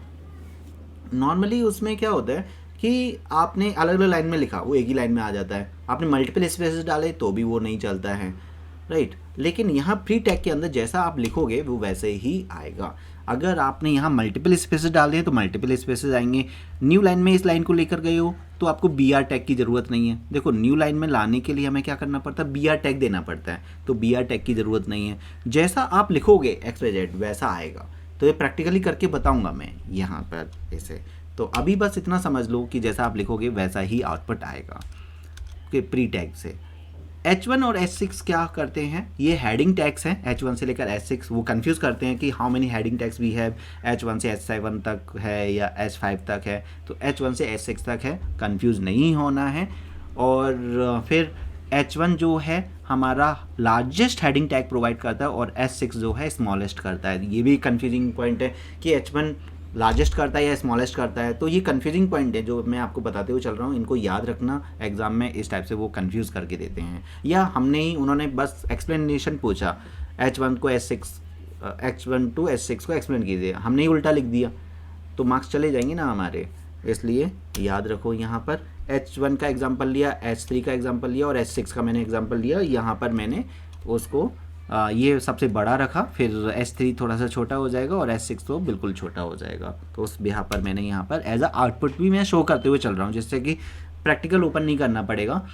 प्रैक्टिकल का मैं बता दूँ यहाँ पर, अभी हम डिस्कस कर रहे, मैंने आपको दिखाया था 20 टैग्स। तो 20 टैग्स को एनालाइज करने के बाद उनके एट्रीब्यूट्स और इस टाइप से आउटपुट थोड़ा सा मैं दिखाते हुए चलूँगा आपको। उसके बाद फिर हम एक पूरा प्रोग्राम जिसमें मैंने ये सभी टैग्स को यूज़ किया हुआ है उसे नोटिस करेंगे। बीच बीच में अगेन एंड अगेन प्रैक्टिकल से उसे फॉलो नहीं करेंगे। It is use to set alignment of the heading. Align tag, अगर H1 में हम अलाइन टैग लगा दें तो अलाइन क्या करता है, लेफ़्ट राइट सेंटर को यूज़ करता है। तो आप यहाँ पर लेफ़्ट साइड में, लेफ़्ट तो डिफ़ॉल्ट रहता है, ओके। तो लेफ़्ट हेडिंग्स आपको हेडिंग सेंटर में चाहिए, आपको हेडिंग राइट हैंड साइड में चाहिए बिल्कुल। यहाँ पर अगर आपको हेडिंग चाहिए तो अलाइन इक्वल टू राइट कर दो, आपको बस ऐसा करना पड़ेगा, H1 align equal to right. तो आपकी जो हेडिंग है वो राइट हैंड साइड में पहुंच जाएगी और H1 को यहाँ पर बंद कर दो बस। और डिफ़ॉल्ट लेफ़्ट है, अगर आप कुछ भी नहीं लिखते हो तो बाय डिफ़ॉल्ट वो लेफ़्ट में आएगी हेडिंग। इसके बाद आपका आ जाता है P टैग, ओके। 6 नंबर का टैग, मतलब 5 टैग हमने कवर कर लिए। P मतलब पैराग्राफ टैग, तो it is a paragraph tag and again text between P and close P के अंदर वो पैराग्राफ बन जाएगा। तो यहाँ पर P टैग के एट्रीब्यूट क्या होंगे, it is use to set the alignment of the paragraph, मतलब अलाइन एट्रीब्यूट। तो align attribute most of tags में कॉमन है, लेकिन सब में मत लगा देना। ये नहीं 5-6 टैग में देखा कि अलाइन यूज़ हो रहा है तो सब में अलाइन हो जाएगा, नहीं। फिर वैल्यूज़ क्या हैं इसकी अलाइन टैग की, left right centre and justify. यहाँ पर पैराग्राफ में जस्टिफाई एक्स्ट्रा ऐड हो जाएगा। जस्टिफाई क्या करता है कि स्टार्टिंग की जो लाइंस हैं और एंडिंग की जो एंड हो रहा है उसको बिल्कुल सेट करके चलता है ना। ऐसा नहीं होगा, मतलब जैसे सपोज ये पूरा पेज है आप यहाँ से स्टार्ट कर रहे हो, यहाँ से स्टार्ट कर रहे हो, ओके, तो कुछ लाइंस ऊपर नीचे हो रही हैं, ये यहाँ एंड हुई, ये यहाँ एंड हुई, ये यहाँ एंड हुई। तो जस्टिफाई के इसमें क्या होता है, आपने एम एस वर्ड में यूज़ किया होगा कि बीच में मल्टीपल स्पेसेस आके ये पूरा अरेंज कर देता है कि यहाँ से लाइन स्टार्ट हुई और एंड भी यहीं पर ही होगी, ओके। तो बीच में थोड़े बहुत एक्स्ट्रा स्पेसेस पता नहीं चलता है करके वो सेट कर देता है। जस्टिफाई का केस ये होता है, okay. And default is left, तो बाय डिफ़ॉल्ट लेफ्ट ही होता है generally. And P align centre कर दिया, बीच में हेलो HTML, मतलब मल्टीपल लाइन्स लिख सकते हैं, तो एक पैराग्राफ की तरह काम करेगा। Here hello HTML is displayed in the center of the web page, right? P tag insert a blank line and start a new paragraph. जो भी टेक्स्ट को आप P tag के अंदर लिखोगे वो सीधा न्यू लाइन में चला जाएगा, आपको BR करने की ज़रूरत नहीं पड़ेगी। And whereas BR tag forces the text to new line and like P tag, तो जहाँ पर BR क्या करता है, वो फोर्स करता है कि ये जो कंटेंट है वो नेक्स्ट लाइन में जाना चाहिए, और P के अंदर वो ऑटोमेटिकली न्यू लाइन में चला जाता है without inserting a blank line. BR tag, it is a line break, it is use to when you want to end the line but don't want to start a new paragraph. मतलब ये simply next line में ले जाएगा। Paragraph मतलब थोड़ा सा space extra आ जाता है उसमें, मतलब वो पैराग्राफ जैसा फील आएगा। And hello BR HTML BR, तो हेलो के बाद जो HTML है वो नेक्स्ट लाइन में जाएगा, ओके। तो आई एम लर्निंग HTML, तो इसका आंसर कैसा आएगा, हेलो आएगा, नीचे HTML आ गया और फिर आई एम लर्निंग HTML ही आ गया, तो ऐसा BR से आंसर आ जाएगा। It is an empty tag, has no closing tag and no attribute, इसका कोई एट्रीब्यूट भी नहीं होता, ऐसा नहीं BR के सामने अलाइनमेंट डाल दो या कुछ और डाल दो, ओके। तो कोई इसका, तो आपसे स्पेसिफिकली ये पूछा जा सकता है कौन सा टैग है जिसमें एट्रीब्यूट नहीं होता, तो BR टैग। तो मतलब क्वेश्चन घुमा फिरा कर पूछे जाते हैं कभी कभी, इसलिए कंप्लीट नॉलेज होना बहुत ज़रूरी है यहाँ पर। HR टैग, अब जैसे वेब पेज है उसमें एक लाइन ड्रॉ करनी है, तो HR tag is a best way to draw a line horizontal rule, okay. तो यहाँ पर it defines horizontal rule use to put horizontal line and in a web page and break tag, क्या है, line break tag in web page, line break tag मतलब एक तरह से वो लाइन को ब्रेक करता है और मतलब लाइन ड्रॉ करने में हेल्प करता है। देखो कैसे करेगा वो मैं अभी बताता हूँ। एट्रीब्यूट में अलाइन आ जाएगा अगेन, और वही अलाइनमेंट, क्योंकि वो जो लाइन है लेफ्ट में आएगी, सेंटर में आएगी, राइट में आएगी, कहाँ आएगी, बस इसका एक चीज़ याद रखो, ज़्यादातर अभी जो डिफ़ॉल्ट था वर्किंग वो लेफ़्ट था, यहाँ सेंटर है, अगर आपने कुछ भी नहीं लगाया लाइन जो है सेंटर में आएगी, ओके। तो और इसमें लाइन का कलर चेंज कर सकते हो, चलो कुछ न्यू एट्रीब्यूट अब इंट्रोड्यूस हुए, अगर आप कलर इक्वल टू समथिंग लिखोगे लाइन का कलर चेंज हो जाएगा। साइज़ इक्वल टू आप करोगे तो लाइन है उसकी थिकनेस चेंज होगी। अब ये थिकनेस, ये थोड़ा कन्फ्यूजन हो जाता है विड्थ एंड थिकनेस में, यहाँ length of the line, okay. तो मैं इसे क्लियर करके बता देता हूँ कि आपका एक लाइन है, लाइन, ओके। तो ये जो उसकी थिकनेस है ये है उसका साइज, और ये जो उसकी लेंथ है वो है विड्थ। जनरली उल्टा हो जाता है, स्टूडेंट्स उल्टा कर देते हैं, इसे वो विड्थ समझते हैं और इसे साइज समझते हैं, ओके। तो इस चीज़ को ध्यान रखना, उल्टा मत कर देना। तो साइज़ हमने 6 रखा और 50% उसकी विड्थ रखी, ओके। तो ये परसेंट लगा दिया, इसका मतलब जो भी पूरा पेज है उसका आधे पेज पर आपकी लाइन आ जाएगी, लाइक ऐसा लाइन आ जाएगा। तो ये जो है ये उसकी विड्थ है 6 और ये उसका पूरा साइज़ है 50%। इस चीज़ को ध्यान में रखो। और कलर हमने रेड किया था तो रेड कलर रखा। आई थिंक HR समझ में आ गया होगा। मार्क्यू टैग ये बहुत इंटरेस्टिंग है, ये स्क्रॉल करता है, मतलब एक जगह से दूसरी जगह पर मोमेंटम करता है। It is use to scrolling text and image on the screen from right to left by default. तो राइट से लेफ़्ट की ओर आता है चलते चलते चलते, ये बाय डिफ़ॉल्ट नेचर रहता है इसका। And text between marquee and marquee tag, मतलब end tag marquee will scroll screen in horizontal line. तो बाय डिफ़ॉल्ट हॉरिजॉन्टल लाइन में चलता है, right to left by default. ऐसा नहीं नीचे से ऊपर, ऊपर से नीचे, वो उसके लिए हमें चेंजेस करने पड़ते हैं। बाय डिफ़ॉल्ट तो ऐसा करता है। तो मार्क वाईपी कंप्यूटर क्लास हमने यहाँ पर लिखा, और word Y P computer class will scroll on the screen from right to left, note HTML5 does not support it. जो लेटेस्ट HTML है वो इसे सपोर्ट नहीं करता, बाकी अदर वर्किंग के थ्रू हम इसे यूज़ करते हैं। ओके, बट उसमें नहीं जाना है आपको, वो एक्स्ट्रा है। तो मार्केट टैग के एट्रीब्यूट्स में एक आएगा आपका डायरेक्शन। देखो एट्रीब्यूट चेंज होते जा रहे हैं according to tag, right. And set the direction of the scrolling text. Values हैं left, right, up, down and default left होता है। अगर आपने लेफ़्ट किया तो राइट से लेफ़्ट की तरफ आएगा, है ना। ये 2 वर्ड्स है। लेफ़्ट का मतलब अगर आपने राइट किया तो राइट की तरफ जाएगा, ओके, मतलब लेफ़्ट से निकलेगा राइट की तरफ जाएगा। मतलब राइट का आपको समझना है वो ऐसे मूव करेगा, लेफ़्ट का समझना है कि वो ऐसे मूव करेगा, और अप का मतलब समझना है कि वो नीचे से ऊपर मूव करेगा। डाउन का मतलब है वो नीचे से ऊपर से नीचे मूव करेगा। बस इस टाइप से इस चीज़ को ध्यान रखना, कंफ्यूज मत होना। वैसे ही मैं इसे प्रैक्टिकली करके दिखाऊंगा अच्छे से, थोड़ा पेशेंस रखना है प्रैक्टिकल के लिए। It is use to set the background colour of the text, okay. Height and width को सेट करने में हेल्प करता है। और बिहेवियर में क्या होता है, इसमें it is use to set the scrolling behaviour, values of the scroll और ऑल्टरनेट। देखो इसमें एक वैल्यू होती है स्क्रॉल और एक होता है ऑल्टरनेट। अब ऑल्टरनेट, वैसे तो ऑल्टरनेट आपके सिलेबस में नहीं है, बट स्टिल मैं थोड़ा सा बताऊंगा, इंटरेस्टिंग है इसलिए। ओके, डिफ़ॉल्ट स्क्रॉल होता है कि ऑटोमेटिक वो स्क्रॉल होता जाए, मतलब यहाँ से उसने चलना स्टार्ट किया, यहाँ पर आने के बाद फिर दोबारा से यहाँ से आ जाता है। अब यहाँ पर बॉर्डर पर टच होने के बाद यहाँ से फिर वो ऐसे हो जाए, तो ऐसे चलेगा, ऐसे चलेगा, मतलब लेफ़्ट राइट, वो आपका ऑल्टरनेट होता है। ओके, करके दिखाऊंगा और बेटर समझ में आएगा। It decides that how many times text will be scrolled. Loop में आपने लिख दिया 10, तो 10 टाइम्स ही वो स्क्रॉल करेगा। 5 लिख दिया 5 टाइम करेगा, कुछ भी नहीं लिखा तो अनलिमिटेड टाइम करेगा। तो यहाँ पर हमने डायरेक्शन की है राइट, तो मतलब राइट की तरफ जाएगा, इसका मतलब ऐसे मूव करेगा।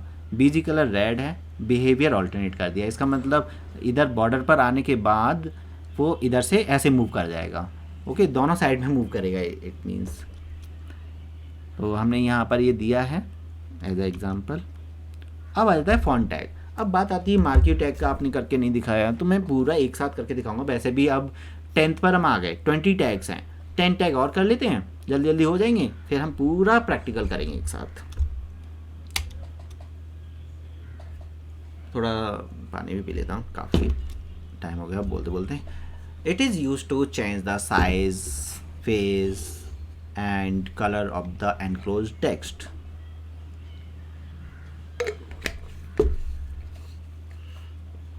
तीन चीज़ें हम यूज़ कर सकते हैं, चेंज कर सकते हैं। टेक्स्ट का साइज़ चेंज कर सकते हैं, फेस चेंज कर सकते हैं, कलर। यहाँ फेस वाला जो है वो प्रॉब्लमेटिक है, साइज़ समझ में आ जाता है, कलर समझ में आ जाता है, तो फेस को अच्छे से याद रखना है। अब फेस में क्या होता है, जो भी फॉन्ट की स्टाइल्स हैं वो चेंज हो जाती हैं, जैसे टाइम्स न्यू रोमन है, एरियल है, ओके, इस टाइप से। तो it is use to set the font name like Arial, Times New Roman और एक्सेट्रा, बहुत सारे फॉन्ट रहते हैं। एंड साइज़ तो साइज़ सेट करने में होता है, कलर कलर सेट करेगा, और इस टाइप से हम, ये एग्जांपल है, इस टाइप से हम इसे यूज़ कर सकते हैं। और फिर फॉन्ट को बंद कर दिया। तो यहाँ जितना, जहाँ ये फॉन्ट बंद हो रहा होगा और जहाँ स्टार्ट हो रहा होगा उसके बीच में जो भी लिखा होगा वो इस कैटेगरी में आएगा, मतलब उसका कलर ब्लू हो जाएगा। इसके बाद जो भी लिखा होगा, जो बाय डिफ़ॉल्ट कलर होगा, ब्लैक है, वाइट है, जो भी डिफ़ॉल्ट कलर है उसमें आ जाएगा। स्ट्रॉन्ग टैग, ये बी की तरह काम करता है। स्ट्रॉन्ग टैग थोड़ा बोल्ड कर देता है। It is use to create strong emphasise and text between the strong, start tag strong and end tag strong, मतलब slash strong will be displayed in the bold and show the importance of the text to the browser. मतलब bold, only bold display करेगा, but ये उसको थोड़ा सा emphasise करेगा, एक importance बताएगा कि ये इम्पोर्टेंट टैग है, मतलब सॉरी टेक्स्ट है, ये ऐसा वैसा टेक्स्ट नहीं है। बोल्ड केवल नॉर्मल बोल्ड में डिस्प्ले करेगा, ये इसका मतलब डिफरेंस है। बस डिफरेंस में इतना ही लिखना है, स्ट्रॉन्ग एक इंपोर्टेंस शो करेगा वेब ब्राउज़र को, और बोल्ड केवल बोल्ड में डिस्प्ले कर देगा, बोल्ड कर देगा केवल, ओके। EM टैग एम्फेसाइज करता है, एम्फेसाइज टैग, और ये इटैलिक्स में डिस्प्ले करेगा, मतलब स्ट्रॉन्ग बोल्ड में डिस्प्ले करेगा, ये इटैलिक्स में डिस्प्ले करेगा। तो यहाँ पर इटैलिक्स में डिफरेंस आएगा कि italics I tag normal italics में डिस्प्ले करेगा, ई एम टैग जो है इटैलिक्स में डिस्प्ले करेगा, लेकिन ब्राउज़र के लिए वो इम्पोर्टेंट टैग लाइन होगी। डिफरेंस बिटवीन, देखो अगेन आई गया डिफरेंस बिटवीन, ये मैंने ऐड कर दिया क्योंकि एग्जाम में आता है। तो E M tag is draw readers attention to the text, तो एकदम से रीडर को अटेंशन देगा, मीन्स ऑटोमेटिकली रीडर का जो, जैसे मैं पढ़ रहा हूँ कुछ तो मैं देख रहा हूँ कौन सी चीज़ कहाँ पे लिखी है, अटेंशन ऑटोमेटिकली वहाँ चला जाएगा। और इटैलिक्स में वो नॉर्मल इटैलिक जैसा डिस्प्ले करेगा। Suggest that the enclose tag should be spoken with higher pitch, but I tag is used to render text in the italic form.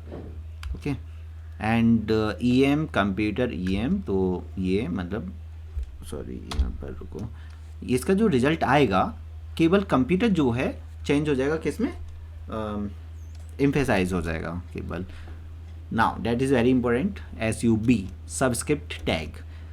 तो यहाँ पर क्या होता है कि जब आप SUB और इस SUB के बीच में जो भी आप लिखोगे वो सबस्क्रिप्ट फॉर्म में चला जाएगा। It is bit lower than text, जो नॉर्मल टेक्स्ट होता है उससे थोड़ा सा छोटा होता है ये, और ये केमिकल फार्मूला में यूज़ किया जाता है। लाइक हमें H2SO4 लिखना है तो 2 को थोड़ा सा नीचे लेके जाना है, H2O, तो ये यहाँ पर इस टाइप से ये डिस्प्ले हो जाएगा।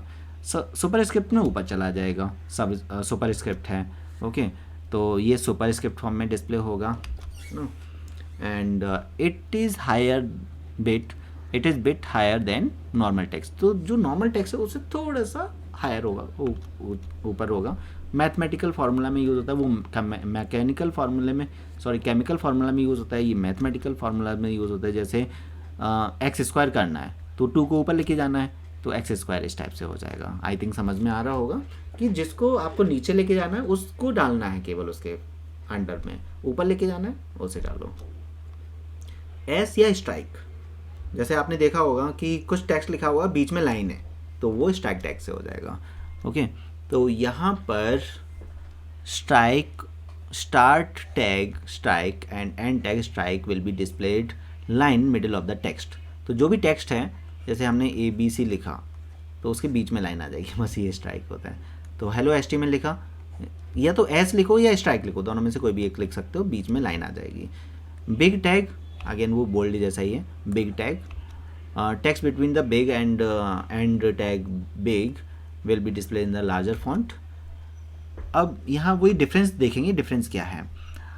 It has same effect as the font size +1, अगर आप फॉन्ट साइज +1 लेते तो वही सेम इफेक्ट ये जनरेट करता है। If already size is largest tag is ignored, अगर सपोज हमने बिग टैग लगाया और उस फॉन्ट का साइज ऑलरेडी बड़ा है तो ये इग्नोर हो जाएगा।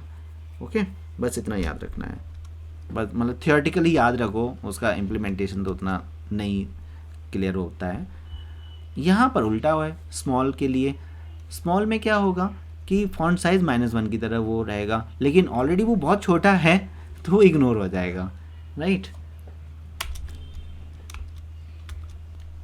IMG मोस्ट इम्पोर्टेंट टैग, मतलब देखा जाए तो बिना पिक्चर के तो कुछ भी नहीं है। एक वेबसाइट आप बना रहे हो उसमें पिक्चर्स तो होती हैं, कलेक्शन ऑफ पिक्चर्स, तो वो IMG टैग से आता है। IMG tag that is used to display the image on a web page, it is empty tag।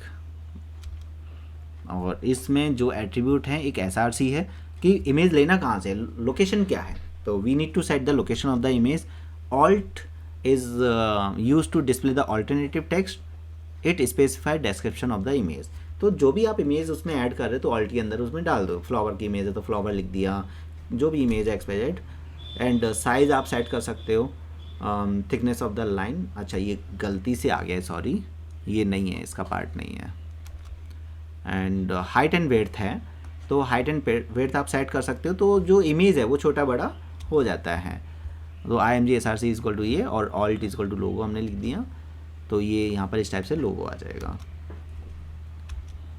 A tag, okay, बस दो, मतलब ये सेकंड लास्ट टैग है, एक और टैग आने के बाद फिर हम प्रैक्टिकल इम्प्लीमेंटेशन करने वाले हैं। तो it is called anchor tag, it is use to create the link और हाइपर लिंक्स।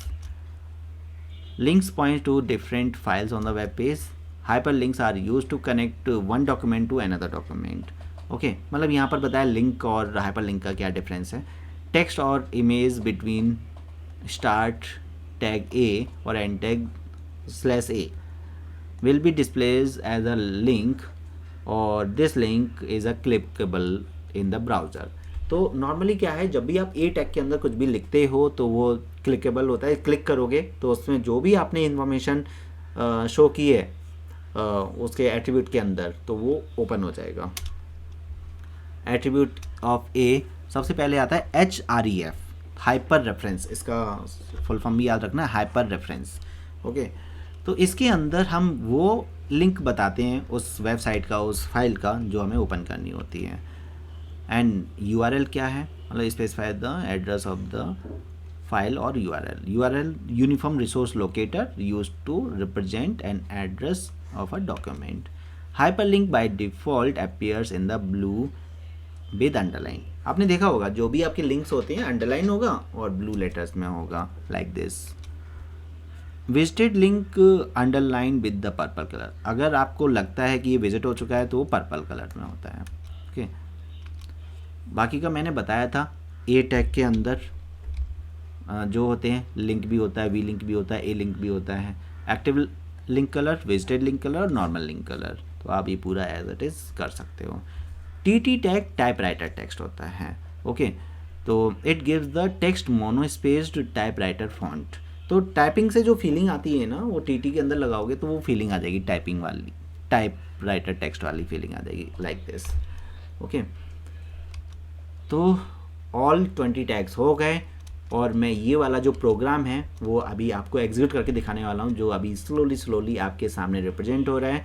यहाँ तक हम पहुँच चुके हैं कि बैकग्राउंड हमने abc.jpg सेट किया है, BG कलर ब्लैक सेट किया है, टेक्स्ट कलर वाइट सेट किया है, लिंक ब्लू है, ए लिंक रेड है, वी लिंक पर्पल है। ओके एंड उसके बाद H1 आएगा जिसमें अलाइनमेंट लेफ्ट है और यहाँ पर थोड़ा सा हमने टेक्स्ट लिखा हुआ है और H1। और फिर S3 है उसका सेंटर है और S6 तो 3H1 S3 S6 यूज़ हो रहे हैं। और उसके बाद एक P टैग अगेन मतलब P टैग यूज़ किया, उसमें अलाइनमेंट हमने लेफ़्ट कर दिया, वैसे तो लेफ़्ट ही रहता है by default. Size of the text in case ये नॉर्मली हमने हेडिंग लिखा और फिर हमने यहाँ BR डाल दिया, इसका मतलब H1 to S6 आएगा। और ये आगे का जो लाइन है, सॉरी मुझसे दिखाई दे रहा है या नहीं, मैं थोड़ा सा पीछे हो जाता हूँ। तो एक सेकेंड, तो यहाँ पर ये है H1 to S6 BR in a heading that paragraph left align is default even if not mentioned। तो अगर आप नहीं भी करोगे तो भी वो डिफ़ॉल्ट रहता है। और यहाँ पर HR हमने लिया, साइज़ 3 है, वेट 10% है और अलाइनमेंट जो है लेफ़्ट है और कलर हमने ऑरेंज दिया है लाइन का। फिर P टैग राइट और फिर BIU टैग यूज़ किया है। तो ये पूरा एक प्रोग्राम है जो अभी हम डिस्कस करने वाले हैं, इसमें BIU आ जाएगा। फिर यहाँ प्री टैग भी यूज़ हो रहा है, पूरा एक एप्लीकेशन है कम्प्लीटली। फिर मार्क्यू टैग भी यूज़ हो रहा है यहाँ पर, फिर SUB यूज़ हो रहा है और SUP यूज़ हो रहा है, राइट। फॉन्ट भी यूज़ हो रहा है, यहाँ पर येलो हो जाएगा कलर उसका। एंड फिर यहाँ पर ये पूरा एक प्रोग्राम नहीं, अभी नहीं है। फिर यहाँ पर एक एक्स्ट्रा चीज़ है जो अभी हमने डिस्कस नहीं की है, ये आ जाएगा एक्स्ट्रा कमेंट। हमें ऐसा लाइन लिखना है जो डिस्प्ले ना हो, केवल कोडिंग में होना चाहिए बट ब्राउज़र पर नहीं आए।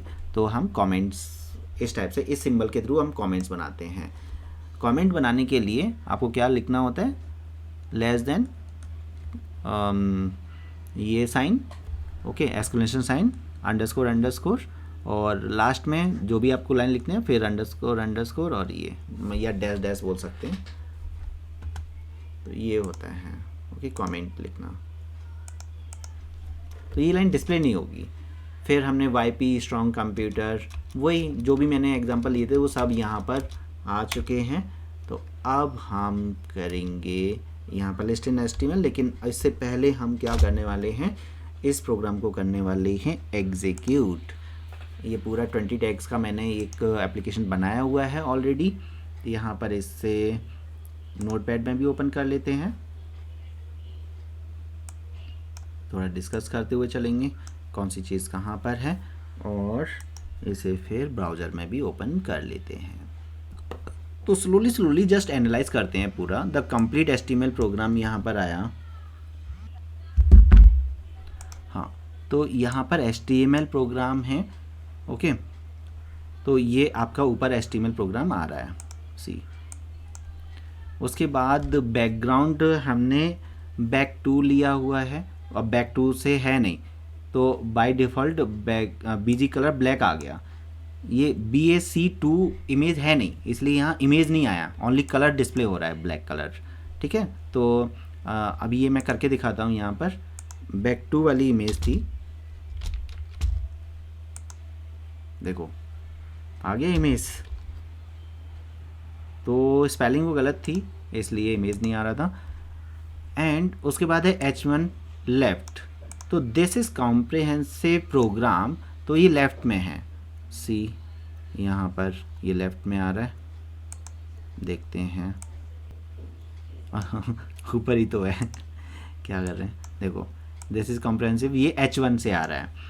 उसके बाद हमने S3 सेंटर किया है, like all of it, like all of it, ये हमारा किससे आ रहा है, S3, ये H3 है, ये H1 है, और फिर हमारा था S6, सीरियसली ये वाला, ये H6 है, क्योंकि राइट में इसलिए आ रहा है क्योंकि हमने अलाइन राइट किया हुआ है। फिर size of text decrease by H1 to H6, ये हमने यहाँ पर ये लिखा है पैराग्राफ में, मतलब इन्फॉर्मेशन दी है नॉर्मली। तो ओके, इतना इन्फॉर्मेशन पूरा मैच हो गया। फिर इसके बाद आता है यहाँ पर HR, जिसमें हमने 50% लिया है। तो अगर आप नोटिस करोगे तो पूरे पेज का आधा पेज पर ये आ रहा है लाइन, जो येलो कलर में है ना। तो ये यहाँ पर 50% लाइन आ रहा है, और कलर ऑरेंज है क्योंकि हमने यहाँ पर ऑरेंज कलर ऐड किया था, orange. Okay, and align left है यहाँ पर क्योंकि लेफ्ट हैंड शिफ्ट हो गया। अगर मैं यहाँ अलाइन हटा देता हूँ तो ये सेंटर में आ जाएगा, जो कि हमने बोला था कि इसमें सेंटर होता है, बस ये हटाना है और ये सेंटर में आ जाएगी लाइन। देखो सेंटर में आ गई, तो समझ में आ रहा है बाय डिफ़ॉल्ट यहाँ पर इसका वर्किंग। HR हो गया। फिर हमने यहाँ पर लिया है BIU एक साथ, text colour of the text, इसमें तीनों चीज़ें एक साथ आएंगी, और इसको हमने अलाइन किया था राइट, तो ये राइट में चला गया है। तो देखो टेक्स्ट कलर ऑफ टेक्स्ट, इसमें बोल्ड भी है, इटैलिक भी है, अंडरलाइन भी है, तीनों चीज़ें यहाँ पर यूज़ हो रही हैं। ओके, उसके बाद है यहाँ पर ये, इसमें केवल अंडरलाइन यूज़ किया हुआ है, इधर तीनों यूज़ किए हैं, इधर ओनली अंडरलाइन यूज़ किया है, इधर ओनली इटैलिक यूज़ किया है, इधर ओनली बोल्ड यूज़ किया हुआ है। तो यहाँ पर ये वाला केस हमारा इधर से ये ख़त्म हो गया, राइट। मतलब मैचिंग करते हुए चल रहा हूँ मैं यहाँ पर। अब बात आती है प्री टैग की। यहाँ पर ये हमने लिया प्री टैग, तो अगर आप नोटिस करोगे name as size, name as and ये तो एज इट इज़ आ रहा है। अब आप सोचोगे प्री, अगर प्री नहीं देंगे तो भी एज इट इज़ आएगा, तो मैं सिंपली प्री हटा रहा हूँ, बाकी का डेटा मैं एज इट इज़ रख रहा हूँ, देखो क्या होगा है ना। ये क्या हुआ, ये तो एज इट इज़ आ गया, एज इट इज़ नहीं आया है। आप एक चीज़ भूल गए हो, मतलब मैं इसे सेव करना, मैंने चेंज तो किया, सेव नहीं किया। देखो क्या हुआ टेक्स्ट का, name as Aman 36 as it is, मतलब एक लाइन में आ गया, जितने भी स्पेस दिए थे वो हट गए, और लाइन ब्रेक भी नहीं हुआ, नॉर्मल टेक्स्ट की तरह आ गया। तो प्री का पावर समझे आप कि क्या है प्री का पावर। तो प्री का पावर है भाई ये प्री, और यहाँ पर हमें प्री को बंद करना होगा। तो अब डिस्कस करते हैं मार्क्यू को लेकर।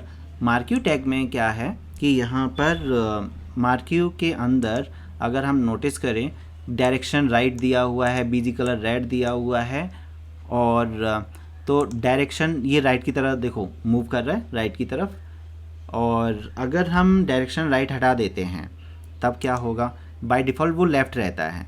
तो अगर मैंने डायरेक्शन हटा दिया तो बाय डिफ़ॉल्ट वो लेफ़्ट रहता है, तो लेफ़्ट की साइड आएगा। तो देखो लेफ़्ट से मतलब राइट से निकालो, लेफ़्ट की तरफ जा रहा है, तो बाय डिफ़ॉल्ट ये लेफ़्ट रहता है इसका। आई थिंक ये समझ में आ गया होगा मार्क्यू टैग के बारे में। उसके बाद यहाँ पर H2SO4 आप देख रहे हो, H2SO4 और A² + B² = C2C²। तो ये पाइथागोरस है एंड किंग ऑफ एसिड्स दिया हुआ है यहाँ पर। तो इसका जो कोडिंग लिखा हुआ है वो कैसे लिखा हुआ है उसको समझते हैं। देखो यहाँ पर अगर H2 को देखें, H को नॉर्मल रखा है और 2 को हमने SUB के अंदर रख दिया, फिर 4 को अंदर SUB के अंदर रख दिया, राइट। और उसके बाद BR कर दिया, यहाँ पर ये नॉर्मल टेक्स्ट आ जाएगा। और फिर नीचे इसे लिंक करने के लिए हमने 2 को अगेन SUP के अंदर रखा, फिर यहाँ पर 2 को SUP के अंदर रखा, मतलब 2 को ही हम ऊपर लेकर गए हैं जनरली। इफ़ यू नोटिस यहाँ से ये पूरा मैच हो रहा है इस वाले पॉइंट से, ठीक है। और फिर हमने फ़ॉन्ट का कमाल देखा कि फ़ॉन्ट ने क्या किया, फ़ॉन्ट फेस = अल्जीरियन। तो देखो फ़ॉन्ट का ये चेंज हो गया ना लुक, और कलर येलो हो गया, साइज़ 12 है, तो ये हो गया। देन उसके बाद BR, अगर आप देखोगे ये जो भी लिखा हुआ है क्या वो डिस्प्ले हो रहा है, यहाँ पर नहीं हो रहा है। तो कुछ ऐसा लिखना है जो उसको डिस्क्राइब कर रहा है, उस टैग को, उसके मीनिंग को, तो वो हम इसे बोलते हैं कमेंट लिखना। तो ये कमेंटेड साइन है, तो ये कमेंट का साइन है, उसे याद रखना आप। उसके बाद है हमने स्ट्रॉन्ग यूज़ किया। मैं लिंक करते हुए चलता हूँ यहाँ पर। ये स्ट्रॉन्ग आया है, ये आपका एम्फेसाइज हुआ है, एम्फेसाइज मतलब वो इटैलिक, और स्ट्राइक मतलब मिडिल लाइन, ये आपका स्ट्राइक हुआ है। और बिग ये थोड़ा सा बड़ा हो गया है, ये स्मॉल हो गया है। और फिर इसके नीचे पिक्चर है IMG, जिससे कि ये पिक्चर डिस्प्ले हो रहा है। और हमने इसमें विड्थ एंड हाइट यूज़ की है, जिसकी वजह से ये पिक्चर छोटा बड़ा हो गया है। ये अगर आप देखोगे विड्थ इसकी 50 है और हाइट भी 50 है। अगर जैसे मैं ये बढ़ाऊँगा तो आपका इमेज साइज़ बढ़ जाएगा। और नीचे लिंक दिया हुआ है और टाइप, मतलब हो गया एक तरह से, ओके। तो यहाँ पर देखो ये टाइपराइटर टेक्स्ट की तरह आ रहा है ये, और इधर ये क्लिकेबल लिंक है। यहाँ पर देखो क्लिक किया तो क्लिक करेंगे तो वो जो भी इंफॉर्मेशन मतलब मैंने वेबसाइट डाला है वो आ जाएगा। अभी नेट चल नहीं रहा है इसलिए वो डिस्प्ले नहीं हुआ। तो ये था एग्ज़ाम्पल हमारा यहाँ पर। तो अभी साइज़ चेंज करते हैं, यहाँ पर 150 है, सपोज़ हमने 250 कर दिया, 250 एंड इधर 300 कर दिया। तो देखो क्या इम्पैक्ट आएगा।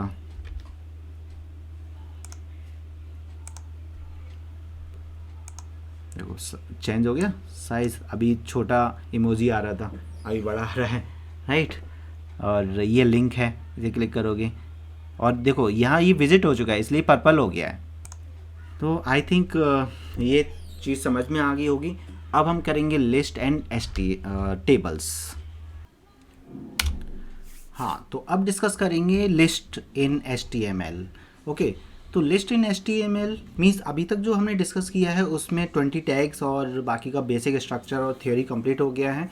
अब ये जो टॉपिक है लिस्ट इन HTML ये 5 मार्क्स में आता है, और टेबल्स इन HTML ये भी 5 मार्क्स का आता है। मतलब जो अभी तक डिस्कस किया है वो 2 मार्क्स में, 1 मार्क में या 3 मार्क्स में आता है, और अब जो हम डिस्कस कर रहे हैं वो 5 मार्क्स का प्रोग्राम आएगा। ओके, और 2 मार्क्स मतलब 3 मार्क्स में भी आता है, ऐसा नहीं कि 3 मार्क्स में नहीं आ सकता। What are types of list and explain with example। और explain OL UL tag in HTML with example, इस टाइप से सेपरेटली भी आता है 3 मार्क्स में। ओके, तो मैं मतलब कुछ क्वेश्चंस का सहारा ले रहा हूँ कि देखो इस टाइप का क्वेश्चन आएगा, और उस क्वेश्चन के थ्रू मैं टॉपिक क्लियर करने की कोशिश कर रहा हूँ। अब जैसे यहाँ पर टाइप्स ऑफ लिस्ट में हमारे पास 3 टाइप्स की लिस्ट हैं, एंड जिसमें फर्स्ट वन है unordered list, unnumbered list, okay, जिसमें जो टैग रिप्रेजेंट होता है वो यूएल रहता है, ठीक है, अनऑर्डर्ड लिस्ट। सेकंड आता है O L tag, means order list और नंबर्ड लिस्ट, इसमें ये 2 पॉइंट्स आ जाते हैं, है ना। और उसके बाद आपका आता है डेफिनेशन लिस्ट, मतलब डीएल। तो unnumbered list, ordered list and definition list, तो ये 3 टाइप्स के लिस्ट है, जिसमें से unordered list and order list बहुत इंपॉर्टेंट है, काफ़ी क्वेश्चन इससे रिलेटेड आते हैं, तो 1 बाय 1 डिस्कस करते हैं। अननंबर्ड लिस्ट या अनऑर्डर लिस्ट, तो दोनों तरीके से आपको याद रखना है, अननंबर्ड लिस्ट और unorder list.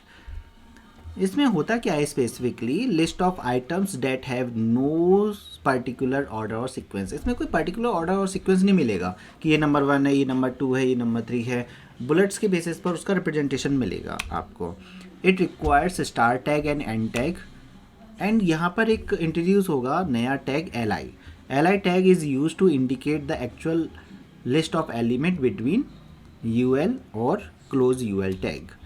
List item are marked with bullets, तो यहाँ पर बुलेट साइंस होती हैं, जैसे लाइक एक आपका ये फील्ड सर्कल होगा इस टाइप से, यहाँ पर सपोज हमने एप्पल लिया, ऑरेंज,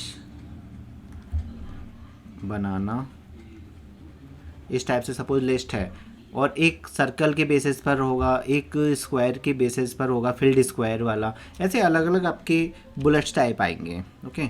तो यहाँ पर देखते हैं attributes of U L tag. U L tag के एट्रीब्यूट्स में आपका आएगा डिस्क, सर्कल एंड स्क्वायर। अब डिस्क का जो रिप्रेजेंटेशन है वो किस टाइप का होगा वो देखते हैं अभी, ओके। देखो यहाँ पर ये है, डिस्क का रिप्रेजेंटेशन ये है, सर्कल का ये है, और स्क्वायर का रिप्रेजेंटेशन ये है, और डिफ़ॉल्ट वैल्यू डिस्क होती है, मतलब ये आपका डिफ़ॉल्ट वैल्यू है, जिसमें हमने UL type equal to circle किया, UL type equal to circle. तो इसका जो प्रेजेंटेशन होगा एप्पल, ऑरेंज, बनाना, इससे पहले कौन सा आएगा, ये वाला प्रेजेंटेशन आएगा। तो आई अननंबर्ड लिस्ट हो गया, इसका जो रिजल्ट है वो इस टाइप से प्रेजेंट होगा, ओके, इस टाइप से लिस्ट आएगा, जिसमें ये सर्कल, अगर हमने स्क्वायर किया होता तो ये वाला आंसर आता है, ऐसा फील्ड स्क्वायर आता।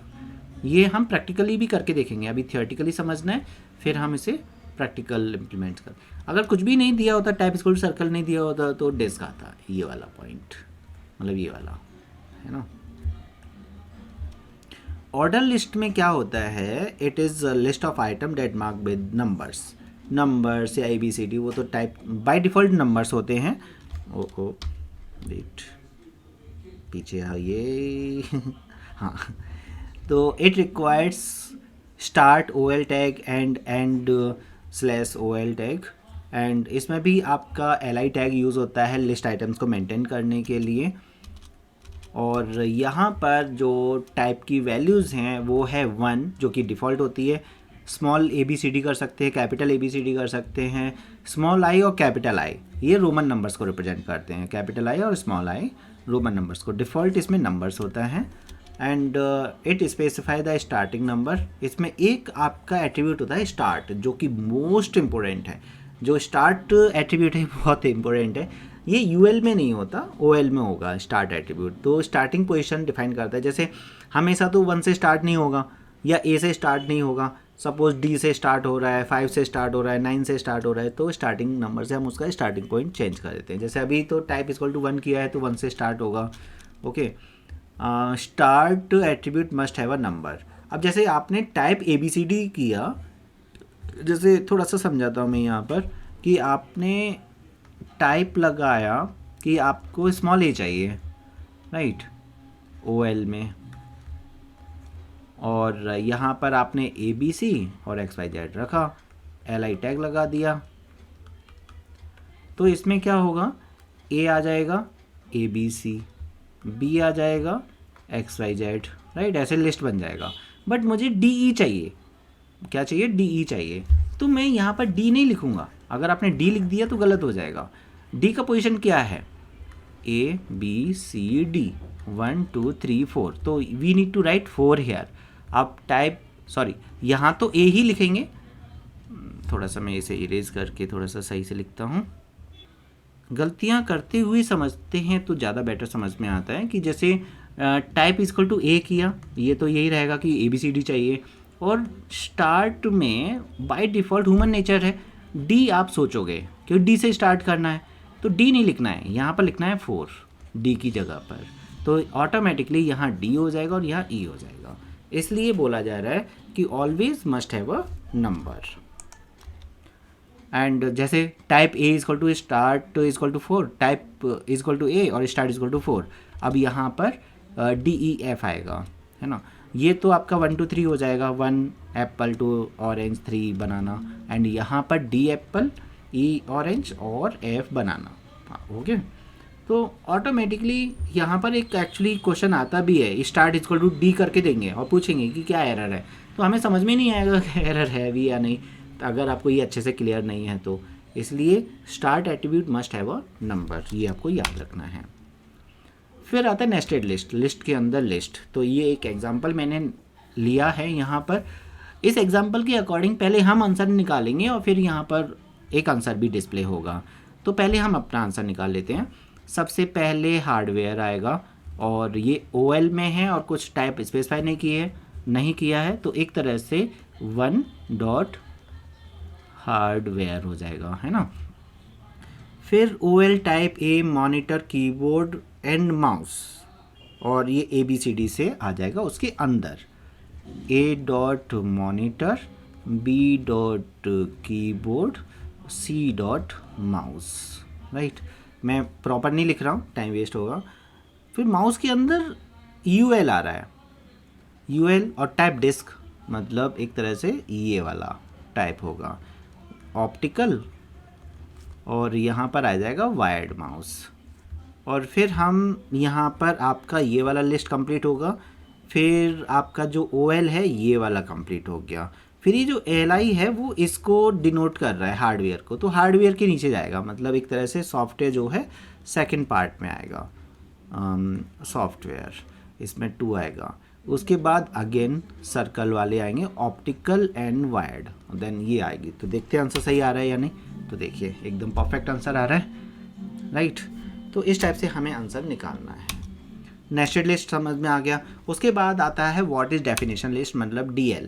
Definition list is not a list of items, this is a list of items and explanation of items, it contains the following tag. मतलब एक तरह से इसे लिस्ट ऑफ आइटम्स नहीं बोलेंगे, ये क्या है, एक तरह से आपका एक हेडिंग है, फिर डिस्क्रिप्शन है, फिर हेडिंग है, फिर डिस्क्रिप्शन है, वो चीज़ है यहाँ पर। तो यहाँ पर आपका एक DL टैग यूज़ होगा डेफिनेशन लिस्ट बनाने के लिए, और DT टैग यूज़ होगा डेफिनेशन टर्म क्रिएट करने के लिए, एक तरह से हेडिंग टाइप, और DD यूज़ होगा डेफिनेशन डिस्क्रिप्शन के लिए, मीन्स उसका पूरा पैराग्राफ। जैसे एक हेडिंग है हार्डवेयर और एक हेडिंग है सॉफ्टवेयर, तो हार्डवेयर सॉफ्टवेयर के बारे में लिखना है, तो हार्डवेयर सॉफ्टवेयर आ जाएंगे DT के अंदर, और उनके अंदर का जो डेफिनेशन है वो DD के अंदर आ जाएगा, और DL इन दोनों को कंटेन करेगा।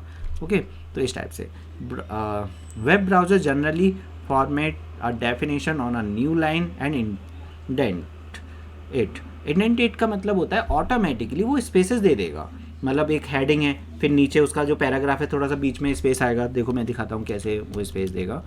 तो अभी जैसे ये हमने किया, यहाँ पर सॉफ्टवेयर को DT के अंदर डाल दिया और उसका डिस्क्रिप्शन हमने इस टाइप से कर दिया, हार्डवेयर को DT के अंदर डाल दिया, डिस्क्रिप्शन ऐसे कर दिया, तो इसका जो रिजल्ट है वो ऐसे। तो ये जो आप स्पेस देख रहे हो ऑटोमेटिकली आ रहा है, न्यू लाइन ऑटोमेटिक आ रहा है, हमने कहीं पर भी BR वगैरह यूज़ नहीं किया, तो that is called indentation. Okay, indented जो बात हो रही है। तो आई होप डेफिनेशन लिस्ट समझ में आ गया होगा। DL, DT और DD याद रखना है उसमें। नाउ फाइनली लिस्ट आपका क्लियर हो गया, आपको थोड़ा समझ में आ गया OL क्या है, UL क्या है, स्टार्ट टैग क्या है, टाइप क्या है और उसके वैल्यूज़ क्या हैं। नॉर्मली आपको क्या करना है, कुछ क्वेश्चंस लेने हैं, आंसर्स को मैनिपुलेट करना है, डिस्कस करना है और प्रैक्टिस करनी है। We need practice. आपको थोड़ा क्लियर तो हो गया कि ये है, बट अलग अलग क्वेश्चंस की प्रैक्टिस करना है। Now main topic table start. Table tag. What are attributes that can be used with the table tag, and following tags and their attributes means caption, TR, H, TH और TD.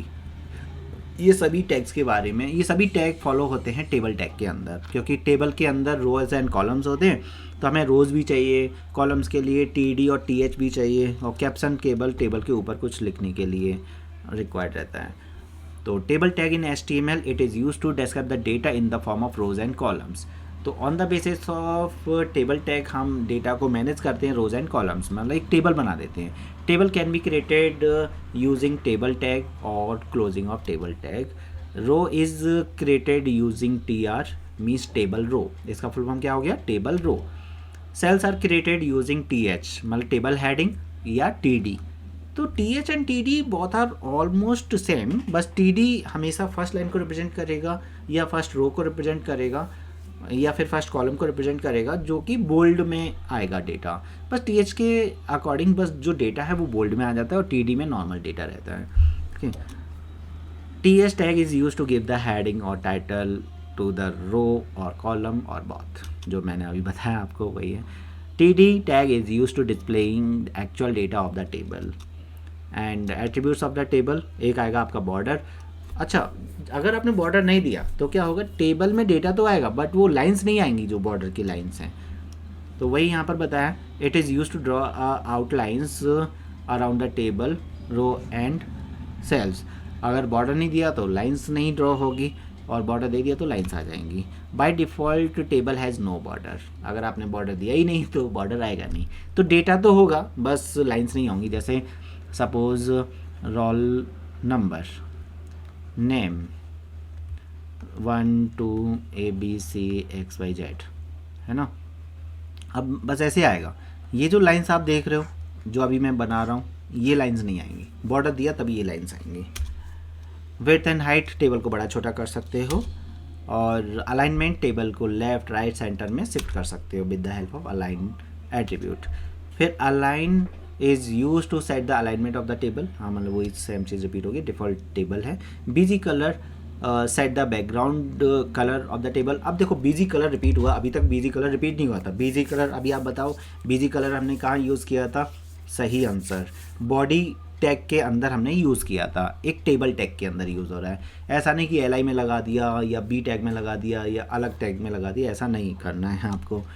Okay, कुछ ही tag है जो repeat हो रहे हैं किसी other tag में, मतलब कुछ एट्रीब्यूट्स है जो रिपीट हो रहे हैं अदर टैग्स में। BG कलर हो गया। अलाइन तो काफ़ी टैग्स में यूज़ हुआ है। BG कलर बॉडी में, और यहाँ पर बैकग्राउंड भी बॉडी में और टेबल टैग के अंदर यूज़ होगा। तो इसका मतलब क्या है, केवल टेबल का ही बैकग्राउंड कलर चेंज होगा या बैकग्राउंड इमेज चेंज होगी।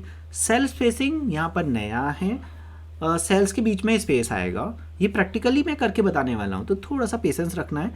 बस याद रखिए, सेल स्पेसिंग जो वर्ड है मीन्स सेल्स के बीच में स्पेस प्रोवाइड करेगा। तो it is use to set the amount of space in pixels between individual cells in the table. Default is 2, इसका जो डिफ़ॉल्ट साइज़ है वो 2 याद रखना है, और सेल पैडिंग का 1 होता है ना।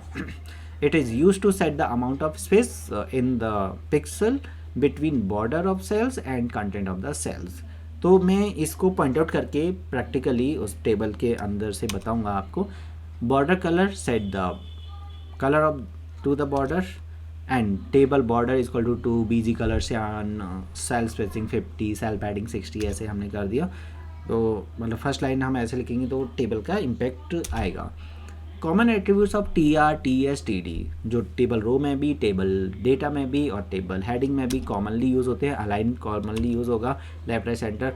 V अलाइन, ये V अलाइन याद रखना है, ये मोस्ट इम्पोर्टेंट। अलाइन तो सबको याद रहता है, बट V अलाइन जनरली याद नहीं होता, तो V अलाइन को आपको स्पेसिफिकली याद रखना है। मैं यहाँ पर थोड़ा सा ये चेक कर लेता हूँ। हाँ, V अलाइन याद रखना है, टॉप मिडिल बॉटम, क्योंकि देखो यहाँ पर सेल है ना एक तरह से कि, तो ये डेटा है लेफ्ट में होगा, सेंटर में होगा और राइट में होगा, लेकिन ये ऊपर भी तो होगा टॉप में, फिर इधर मिडिल आ जाएगा। मिडिल और सेंटर अगर आपने कर दिया तो बिल्कुल बीच में आ जाएगा और बॉटम में रहेगा। तो ऐसे हमारे 6 अलाइनमेंट्स हो गए इस टाइप से। ओके, BG कलर वही पर्टिकुलर सेल का या पर्टिकुलर रो का आपका बैकग्राउंड कलर चेंज होगा।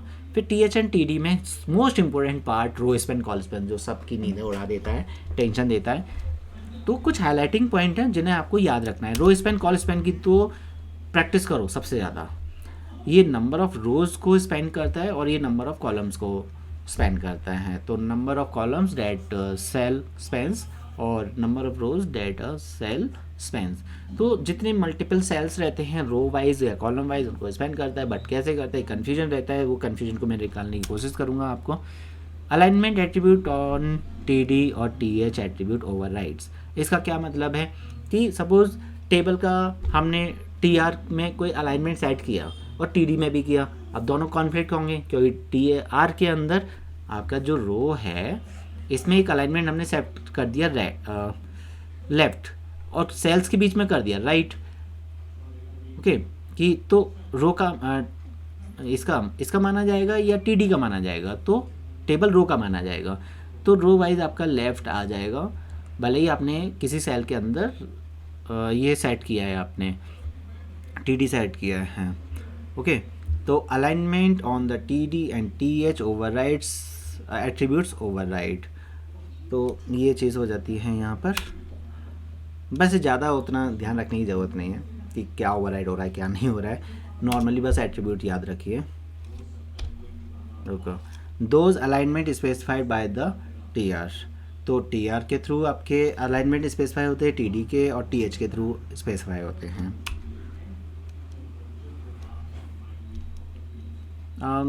इसे उल्टा कर लो, मतलब जो आपने TD के अंदर स्पेसिफाई किए हैं वो ओवरराइट हो जाएंगे इसके ऊपर। मतलब इधर जो भी आपने लेफ़्ट किया है और इधर राइट किया है तो ये राइट वाला आएगा, लेफ़्ट वाला नहीं आएगा।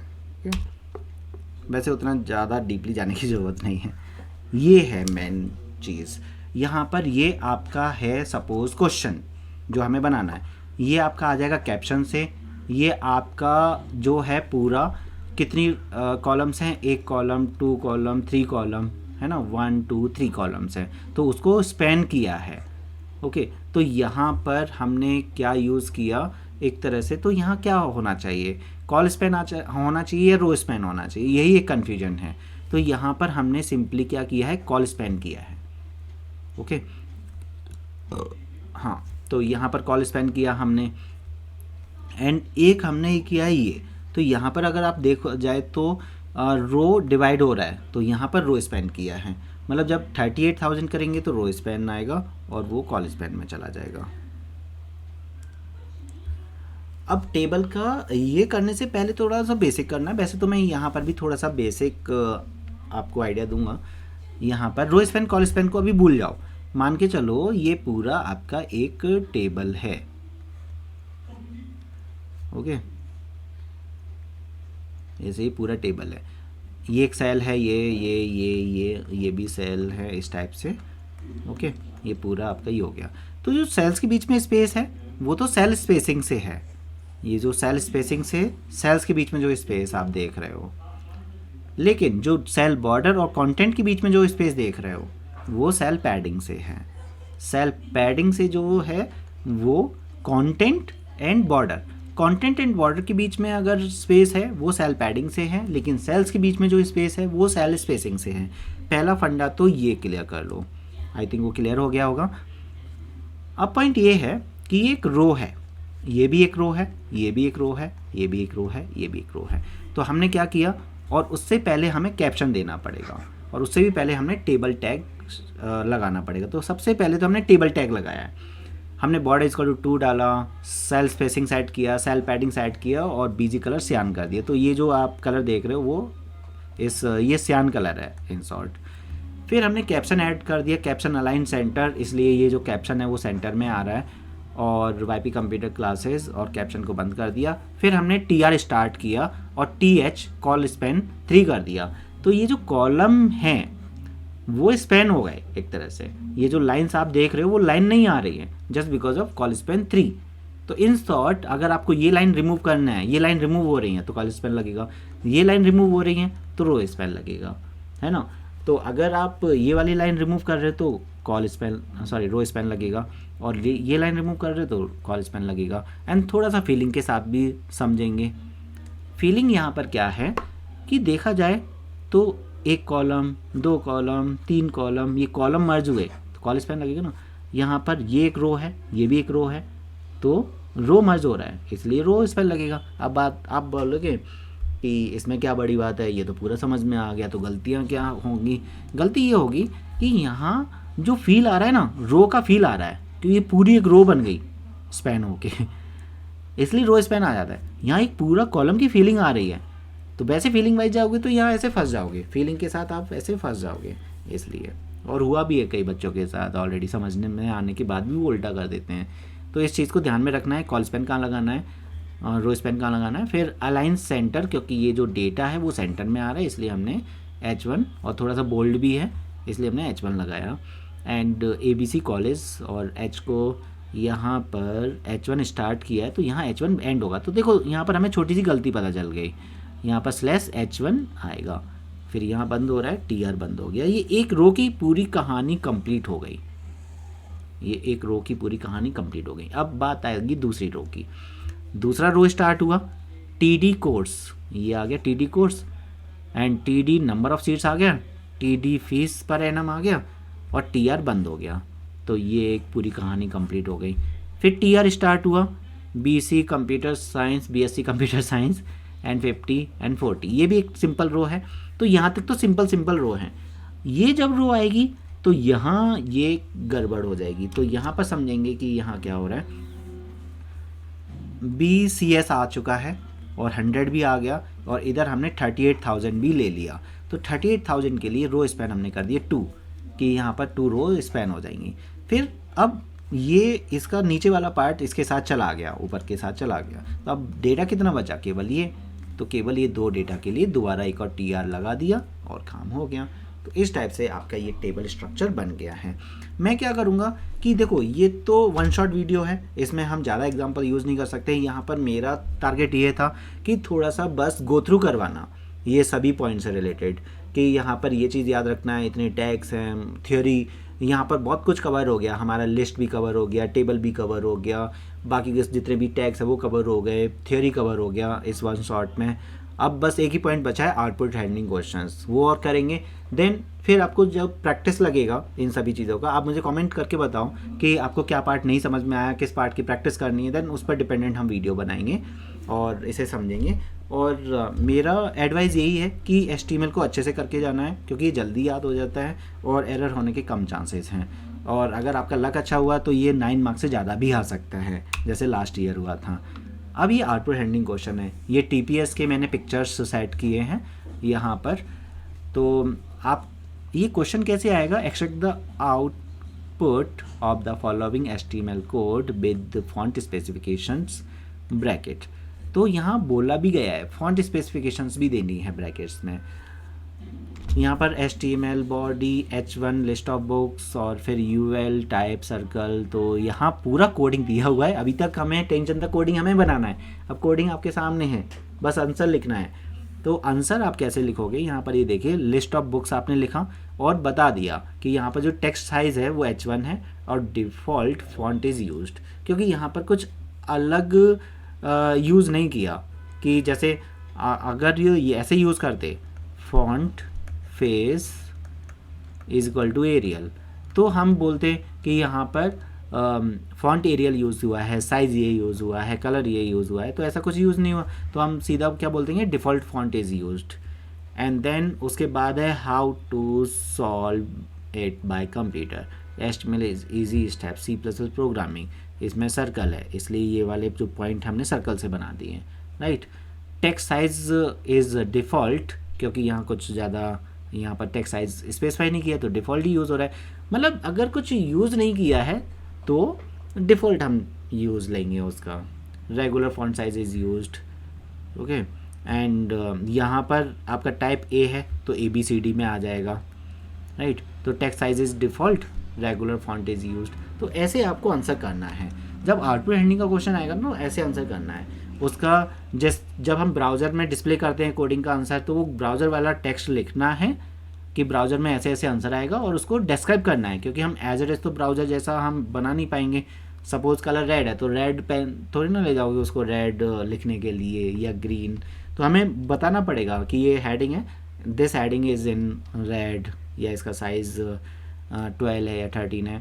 तो यहाँ पर भी अगर आप देखोगे इंट्रोडक्शन, तो इंट्रोडक्शन हमने क्या मैसेज दिया, title of the page is introduction. Term in computer, ये बोल्ड है, H2 हेडिंग है तो वही बता दिया। Text size in H2 bold and default font is used. तो नॉर्मली जो जो आप टैग में बताओगे वो हम यहाँ लिख देंगे। सॉफ्टवेयर, यहाँ पर सॉफ्टवेयर और उसके अंदर यहाँ पर सॉफ्टवेयर जो कि बोल्ड में आएगा, ओके। एंड फिर इज़ द सेट ऑफ, तो एक तरह से ये बोल्ड में आना चाहिए था, वो यहाँ पर लिखा नहीं है तो यहाँ पर हम लिख सकते हैं कि जो आपका हेडिंग है वो तो बोल्ड में हो ही जाएगा और ये भी बोल्ड में होगा। इधर हार्डवेयर का उन्होंने ऐसा नहीं किया है, मतलब थोड़ा सा मिस प्रिंटिंग की हुई है यहाँ पर, हार्डवेयर ऊपर आना चाहिए तो थोड़ा सा, नहीं हार्डवेयर यहाँ पर है ना, नहीं सही किया है, सॉरी मैंने देखा नहीं था। तो ये एक हेडिंग बन जाएगा, उसके अंदर का ये डिस्क्रिप्शन बन जाएगा, ये हेडिंग बन जाएगा, उसके अंदर का ये डिस्क्रिप्शन बन जाएगा, ओके। बेसिकली ये बोल्ड में होना चाहिए, राइट।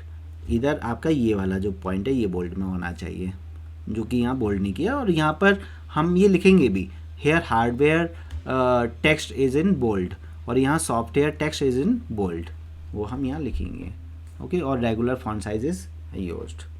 आई थिंक ये क्लियर हुआ होगा।